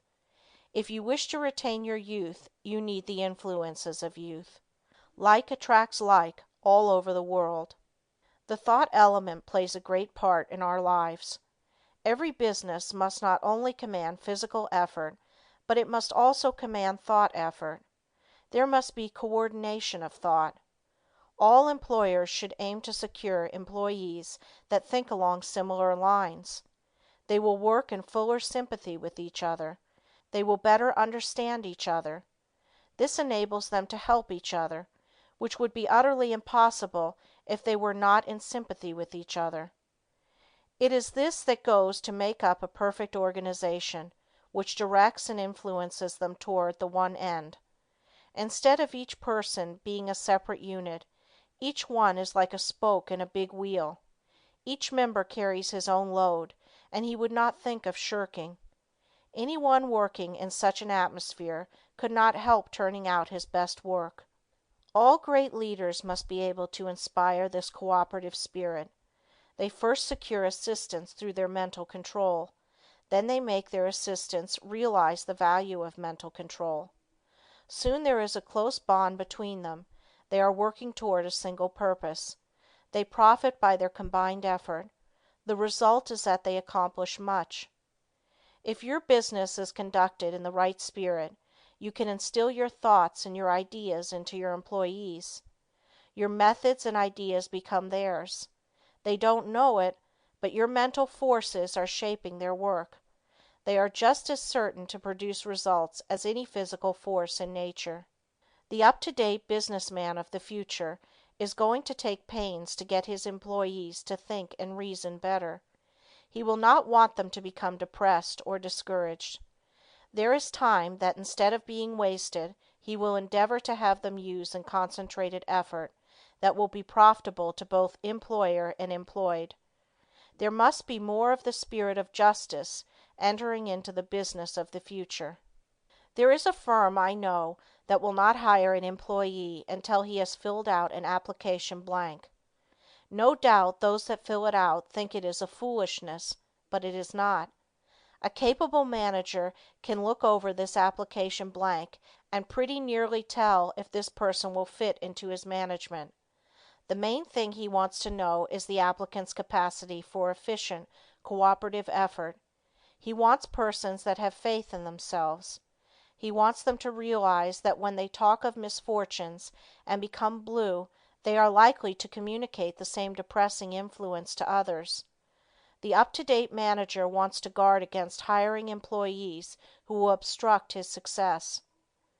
You must realize that every moment spent in thinking of your difficulties of the past, every moment spent in bad company is attracting to you all that is bad, is attracting influences that must be shaken off before you can advance. Many firms prefer to hire employees that never worked before so that they have nothing to unlearn. They are then not trained, but have had no bad business habits to overcome. They are more easily guided and grasp the new materials more effectively because they are not contrary to what they have already learned. They are at once started on the right road, and as they cooperate readily, They receive the mental support of the management and learning the methods that have been perfected. This inspires confidence in themselves, and they soon become efficient and, finally, skilled workers. Most big business firms today employ efficiency experts. Each day or week they are in a different department. They earn their money because they familiarize persons with very little business experience with plans that have taken the expert years of training and much money to perfect. The attitude we take has a great deal more to do with our success than most of us realize. We must be able to generate those forces that are helpful. There is a wonderful power in the thought rightly controlled and projected, and we must, through concentration, develop this power to the fullest possible extent. We are surrounded by many forces of which we know but little at present. Our knowledge of these is to be wonderfully increased. Each year we learn more about these psychic forces which are full of possibilities, of which we are not even dimly conscious. We must believe in mental control, learn more about it, and use it, if we want to command these higher powers and forces which will unquestionably direct the lives of countless future generations. End of Lesson 18. Lesson 19. A Concentrated Will Development. New Method. You will find in this chapter a most effective and most practical method of developing the will. You can develop a strong one if you want to. You can make your will a dynamo to draw you to untold power. Exercises are given which will, if practiced, strengthen your will, just as you would strengthen your muscles by athletic exercises. In starting to do anything, we must first commence with elementary principles. Simple exercises will be given. It is impossible to estimate the ultimate good to be derived from the mental cultivation that comes through these attempts at concentration. Even the simple exercises are not to be thought useless. In no respect, writes Dr. Oppenheim, can a man show a finer quality of willpower than in his own private, intimate life. We are all subjected to certain temptations. The will decides whether we will be just or unjust, pure of thought, charitable in opinion, forbearing in overlooking others' shortcomings, whether we live up to our highest standard. Since these are all controlled by the will, we should find time for plenty of exercises for training of the will in our daily life. You, of course, realize that your will should be trained. You must also realize that to do this requires effort that you alone can command. No one can call it forth for you. To be successful in these exercises you must practice them in a spirit of seriousness and earnestness. I can show you how to train your will, but your success depends upon your mastery and application of these methods. New methods of will training. Select a quiet room where you will not be interrupted. Have a watch to determine the time, and a notebook in which to enter observations. Start each exercise with date and time of day. Exercise 1. Time decided on. Select some time of the day when most convenient. Sit in a chair and look at the doorknob for 10 minutes. Then write down what you experienced. At first it will seem strange and unnatural. You will find it hard to hold one position for 10 minutes. But keep as still as you can. The time will seem long, for it will probably be the first time you ever sat and did nothing for 10 minutes. You will find your thoughts wandering from the doorknob, and you will wonder what there can be in this exercise. Repeat this exercise for 6 days. 10 p.m., second day. Notes. You should be able to sit quieter, and the time should pass more quickly. You will probably feel a little stronger because of gaining a better control of your will. It will brace you up as you have kept your resolution. 10 p.m., third day. Notes. It may be a little harder for you to concentrate on the doorknob as perhaps you had a very busy day and your mind kept trying to revert to what you had been doing during the day. Keep on trying and you will finally succeed in banishing all foreign thoughts. Then you should feel a desire to gain still more control. There is a feeling of power that comes over you when you are able to carry out your will. This exercise will make you feel bigger and it awakens a sense of nobility and manliness. You will say, I find that I can actually do what I want to and can drive foreign thoughts out. The exercise, I can now see, is valuable. 10 p.m., 4th day. Notes. I found that I could look at the doorknob and concentrate my attention on it at once. Have overcome the tendency to move my legs. No other thoughts try to enter, as I have established the fact that I can do what I want to do and do not have to be directed. I feel that I am gaining in mental strength. I can now see the wonderful value of being the master of my own will force. I know now if I make a resolution, I will keep it. I have more self-confidence and can feel my self-control increasing. 10 p.m., 5th day. Notes. Each day I seem to increase the intensity of my concentration. I feel that I can center my attention on anything I wish. 10 p.m., 6th day. Notes. I can instantly center my whole attention on the doorknob. Feel that I have thoroughly mastered this exercise and that I am ready for another. You have practiced this exercise enough, but before you start another, I want you to write a summary of just how successful you were in controlling the flitting impulses of the mind and will. You will find that this is an excellent practice. There is nothing more beneficial to the mind than to pay close attention to its wonderful, subtle activities. Exercise 2. Secure a package of playing cards. Select some time to do the exercise.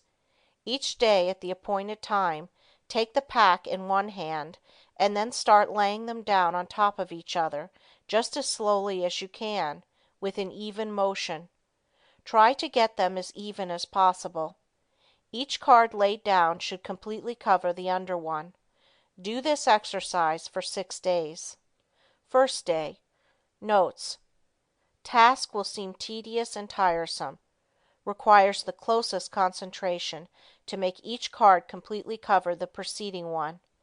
You will probably want to lay them down faster.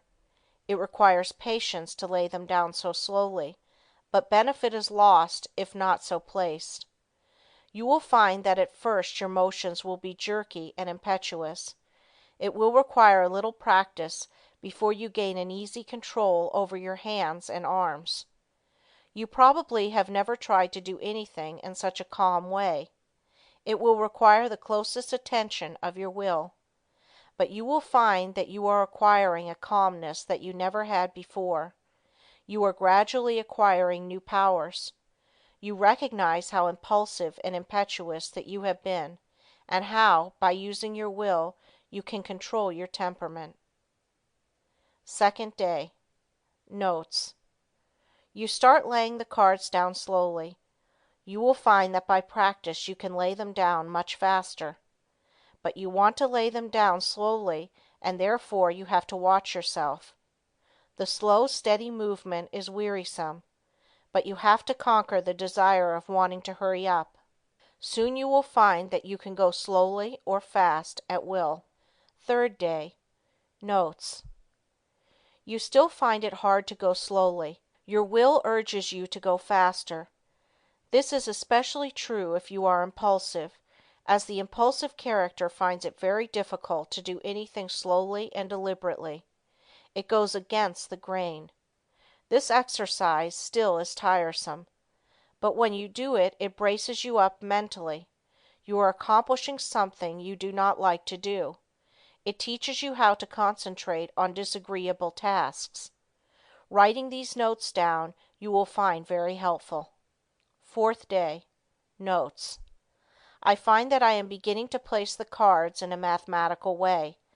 I find one card is not completely covering another. I am getting a little careless and must be more careful. I command my will to concentrate more. It does not seem so hard to bring it under control. Fifth day. Notes. I find that I am overcoming my jerky movements, that I can lay the cards down slowly and steadily. I feel that I am rapidly gaining more poise. I am getting better control over my will each day, and my will completely controls my movements. I begin to look on my will as a great governing power. I would not think of parting with the knowledge of will I have gained. I find it is a good exercise and know it will help me to accomplish my tasks. Sixth day. Notes. I begin to feel the wonderful possibilities of the will. It gives me strength to think of the power of will. I am able to do so much more and better work now that I realize that I can control my will action. Whatever my task, my will is concentrated on it. I am to keep my will centered there until the task is finished. The more closely and definitely I determine what I shall do, the more easily the will carries it out. Determination imparts compelling force to the will. It exerts itself more. The will and the end act and react on each other. Seventh day. Notes. Now try to do everything you do today faster. Don't hurry or become nervous. Just try to do everything faster, but in a steady manner. You will find that the exercises you have practiced in retardation have steadied your nerves and thereby made it possible to increase your speed. The will is under your command. Make it carry out resolutions rapidly. This is how you build up your self-control and your self-command. It is then that the human machine acts as its author dictates. You certainly should now be able to judge of the great benefit that comes from writing out your introspections each day. Of course you will not have the exact experience given in these examples, but some of these will fit your case. Be careful to study your experiences carefully and make as true a report as you can. Describe your feelings just as they seem to you. Allow your fancies to color your report and it will be worthless. You have pictured conditions as you see them. In a few months, if you again try the same exercises, you will find your report very much better. By these introspections, we learn to know ourselves better, and with this knowledge can wonderfully increase our efficiency. As you become used to writing out your report, it will become more accurate.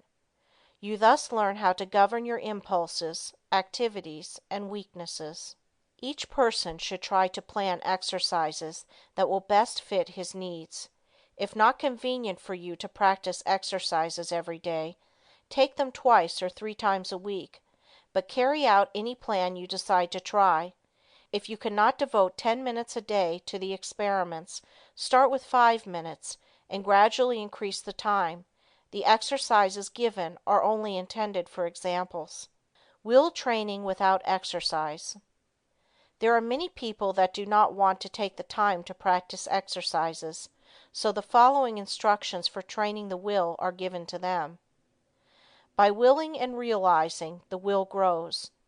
Therefore, the more you will, the more it grows and builds up power. No matter whether your task is big or small, make it a rule to accomplish it in order to fortify your will. Form the habit of focusing your will in all its strength upon the subject to be achieved. You form in this way the habit of getting a thing done, of carrying out some plan. You acquire the feeling of being able to accomplish that which lies before you, no matter what it is. This gives you confidence and a sense of power that you get in no other way. You know when you can make a resolution that you will keep it. You do not tackle new tasks in a half-hearted way, but with a bold, brave spirit. We know that the will is able to carry us over big obstacles. Knowing this, despair never claims us for a victim. We have wills and are going to use them with more and more intensity, thus giving us the power to make our resolutions stronger, our actions freer, and our lives finer and better. The education of the will should not be left to chance. It is only definite tasks that will render it energetic, ready, persevering, and consistent. The only way it can be done is by self-study and self-discipline. The cost is effort, time, and patience, but the returns are valuable. There are no magical processes leading to will development, but the development of your will works wonders for you because it gives you self-mastery, personal power, and energy of character. Concentration of the will to win. The adaptability of persons to their business environment is more a matter of determination than anything else. In this age we hear a good deal of talk about a man's aptitudes. Some of his aptitudes, some of his powers, may be developed to a wonderful extent, but he is really an unknown quality until all his latent powers are developed to their highest possible extent. He may be a failure in one line and a big success in another. There are many successful men that did not succeed well at what they first undertook, but they profited by their efforts in different directions, and this fitted them for higher things, whereas, had they refused to adjust themselves to their environment, the tide of progress would have swept them into oblivion. My one aim in all my works is to try and arouse in the individual the effort and determination to develop his full capacities, his highest possibilities. One thing I want you to realize at the start, that it is not so much ability as it is the will to do that counts. Ability is very plentiful, but organizing initiative and creative power are not plentiful. It is easy to get employees, but to get someone to train them is harder. Their abilities must be directed to the work they can do. They must be shown how, while at work, to conserve their energy, and they must be taught to work in harmony with others, for most business concerns are dominated by a single personality. Concentrating on driving force within. We are all conscious, at times, that we have somewhere within us an active driving force that is ever trying to push us onward to better deeds.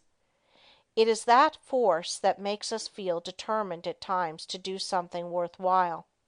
It is not thought, emotion, or feeling. This driving force is something distinct from thought or emotion. It is a quality of the soul, and therefore it has a consciousness all its own. It is the I will do of the will. It is the force that makes the will concentrate. Many have felt this force working within them, driving them on to accomplish their tasks. All great men and women become conscious that this supreme and powerful force is their ally in carrying out great resolutions. This driving force is within all, but until you reach a certain stage you do not become aware of it. It is most useful to the worthy. It springs up naturally without any thought of training. It comes unprovoked and leaves unnoticed. Just what this force is we do not know, but we do know that it is what intensifies the will in demanding just and harmonious action. The ordinary human being, merely as merchandise, if he could be sold as a slave, would be worth $10,000. If somebody gave you a $5,000 automobile, you would take very good care of it. You wouldn't put sand in the carburetor, or mix water with the gasoline, or drive it furiously over rough roads, or leave it out to freeze at night. Are you quite sure that you take care of your own body, your own health, your own real property, as well as you would take care of a $5,000 automobile if it were given to you? The man who mixes whiskey with his blood is more foolish than a man would be if he mixed water with gasoline in his car. You can get another car, you cannot get another body. The man who misses sleep, lives irregularly, bolts his food so that his blood supply is imperfect. That is a foolish man, treating himself as he would not treat any other valuable piece of property. Do you try to talk with men and women who know more than you do, and do you listen rather than try to tell them what you know? There are 100,000 men of 50 and men of 60 running along in the old rut, any one of whom could get out of it and be counted among the successful men if only the spark could be found to explode the energy within them now going to waste. Each man must study and solve his own problem. Lesson 20. Concentration Reviewed. In bringing this book to a close, I again want to impress you with the inestimable value of concentration, because those that lack this great power, or rather, that fail to develop it, will generally suffer from poverty and unhappiness, and their life's work will most often be a failure, while those that develop and use it will make the most of their life's opportunities. I have tried to make these lessons practical, and I am sure that many will find them so. Of course, the mere reading of them will not do you a great deal of good, but if the exercises are practiced and worked out and applied to your own individual case, you should be able to acquire the habit of concentration in such measure as to greatly improve your work and increase your happiness. But remember, the best instruction can only help you to the extent to which you put it into practice. I have found it an excellent idea to read a book through first, and then reread it, and when you come to an idea that appeals to you, stop and think about it. Then, if applicable to you, repeat it over and over, that you will be impressed by it. In this way you can form the habit of picking out all the good things you read, and these will have a wonderful influence on your character. In this closing chapter, I want to impress you to concentrate on what you do, instead of performing most of your work unconsciously or automatically, until you have formed habits that give you the mastery of your work and your life powers and forces. Very often, the hardest part of work is thinking about it. When you get right into it, it does not seem so disagreeable. This is the experience of many when they first commence to learn how to concentrate.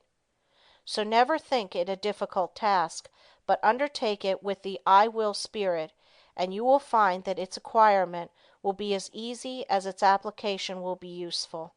Read the life of any great man, and you will generally find that the dominant quality that made him successful was the ability to concentrate. Study those that have been failures, and you will often find that the lack of concentration was the cause. One thing at a time, and that done well, is a good rule, as I can tell. All men are not born with equal powers, but it is the way they are used that counts. Opportunity knocks at every man's door. Those that are successful hear the knock and grasp the chance. The failures believe that luck and circumstances are against them. They always blame someone else instead of themselves for their lack of success. We get what is coming to us, nothing more or less. Anything within the universe is within your grasp. Just use your latent powers and it is yours. You are aided by both visible and invisible forces when you concentrate on either to do or to be. Everyone is capable of some concentration, for without it you would be unable to say or do anything. People differ in the power to concentrate because some are unable to will, to hold the thought in mind for the required time. The amount of determination used determines who has the strongest will. No one's is stronger than yours. Think of this whenever you go against a strong opponent. Never say, I can't concentrate today.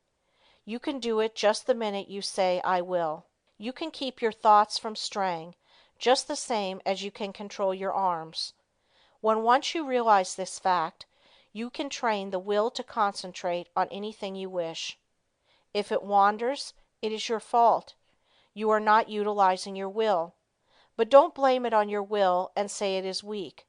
The will is just the same whether you act as if it were weak or as if it were strong. When you act as if your will is strong, you say, I can. When you act as if it were weak, you say, I can't.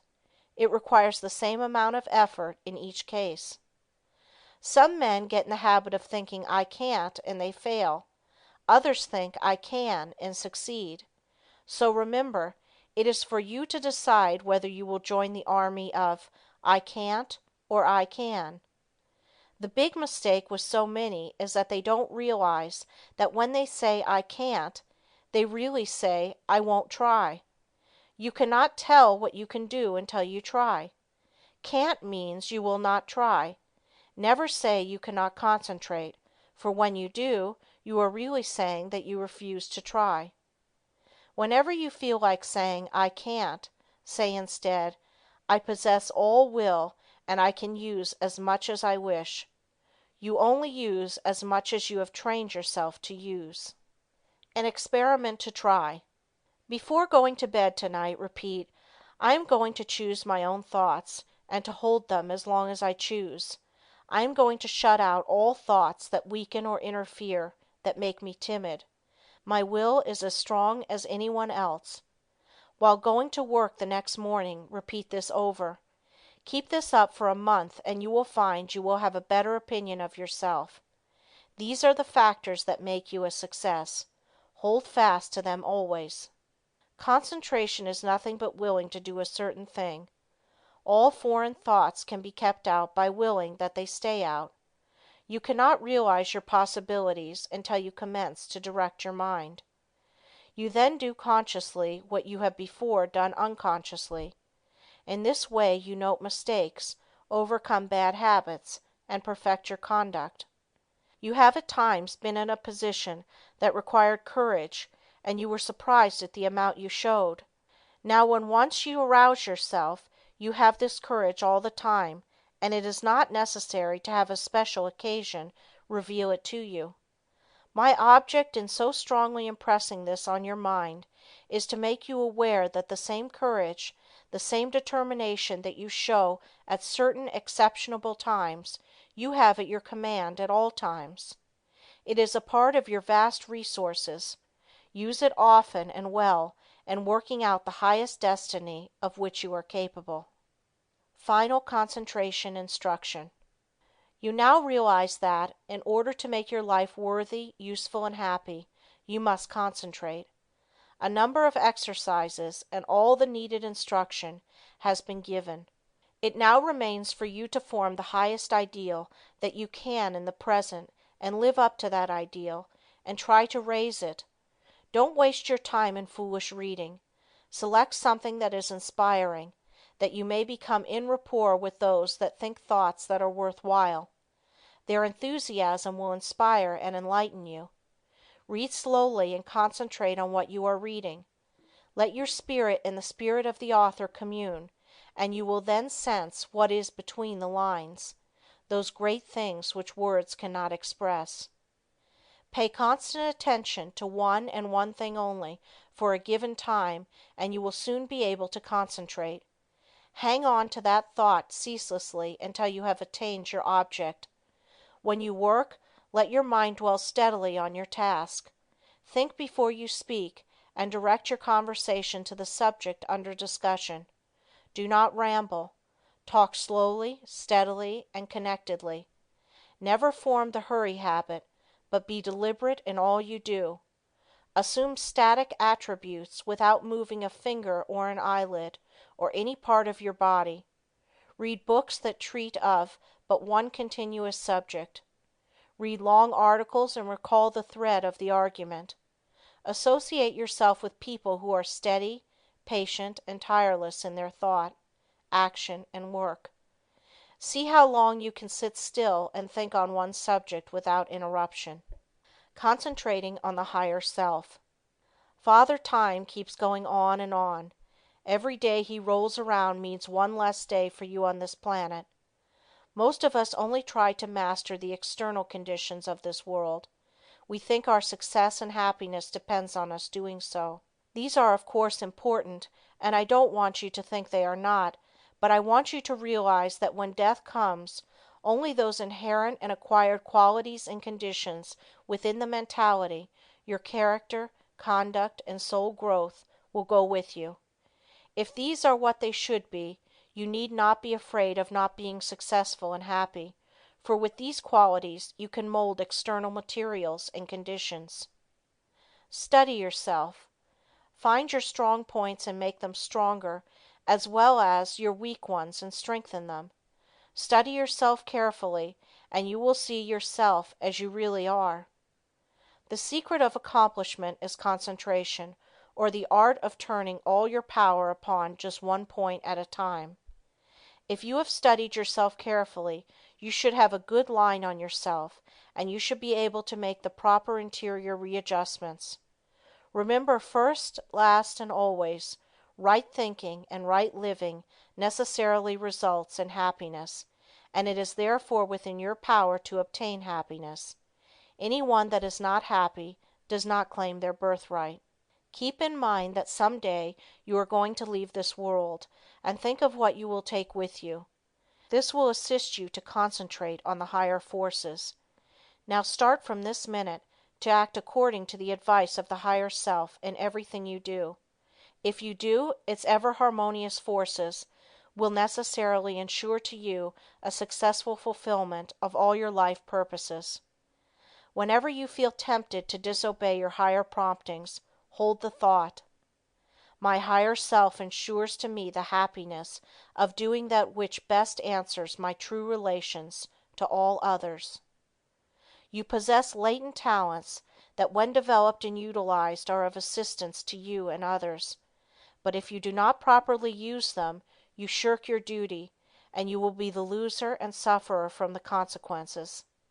Others will also be worse off if you do not fulfill your obligations. When you have aroused into activity your thought powers, you will realize the wonderful value of these principles in helping you to carry out your plans. The right in the end must prevail. You can assist in the working out of the great plan of the universe and thereby gain the reward, or you can work against the great plan and suffer the consequences. The all-consuming fires are gradually purifying all discordant elements. If you choose to work contrary to the law, you will burn in its crucible, so I want you to learn to concentrate intelligently on becoming in harmony with your higher self. Hold the thought, "I will live for my best. I seek wisdom, self-knowledge, happiness, and power to help others. I act from the higher self. Therefore only the best can come to me." The more we become conscious of the presence of the higher self, the more we should try to become a true representative of the human soul in all its wholeness and holiness, instead of wasting our time dwelling on some trifling external quality or defect. We should try to secure a true conception of what we really are so as not to overvalue the external furnishings.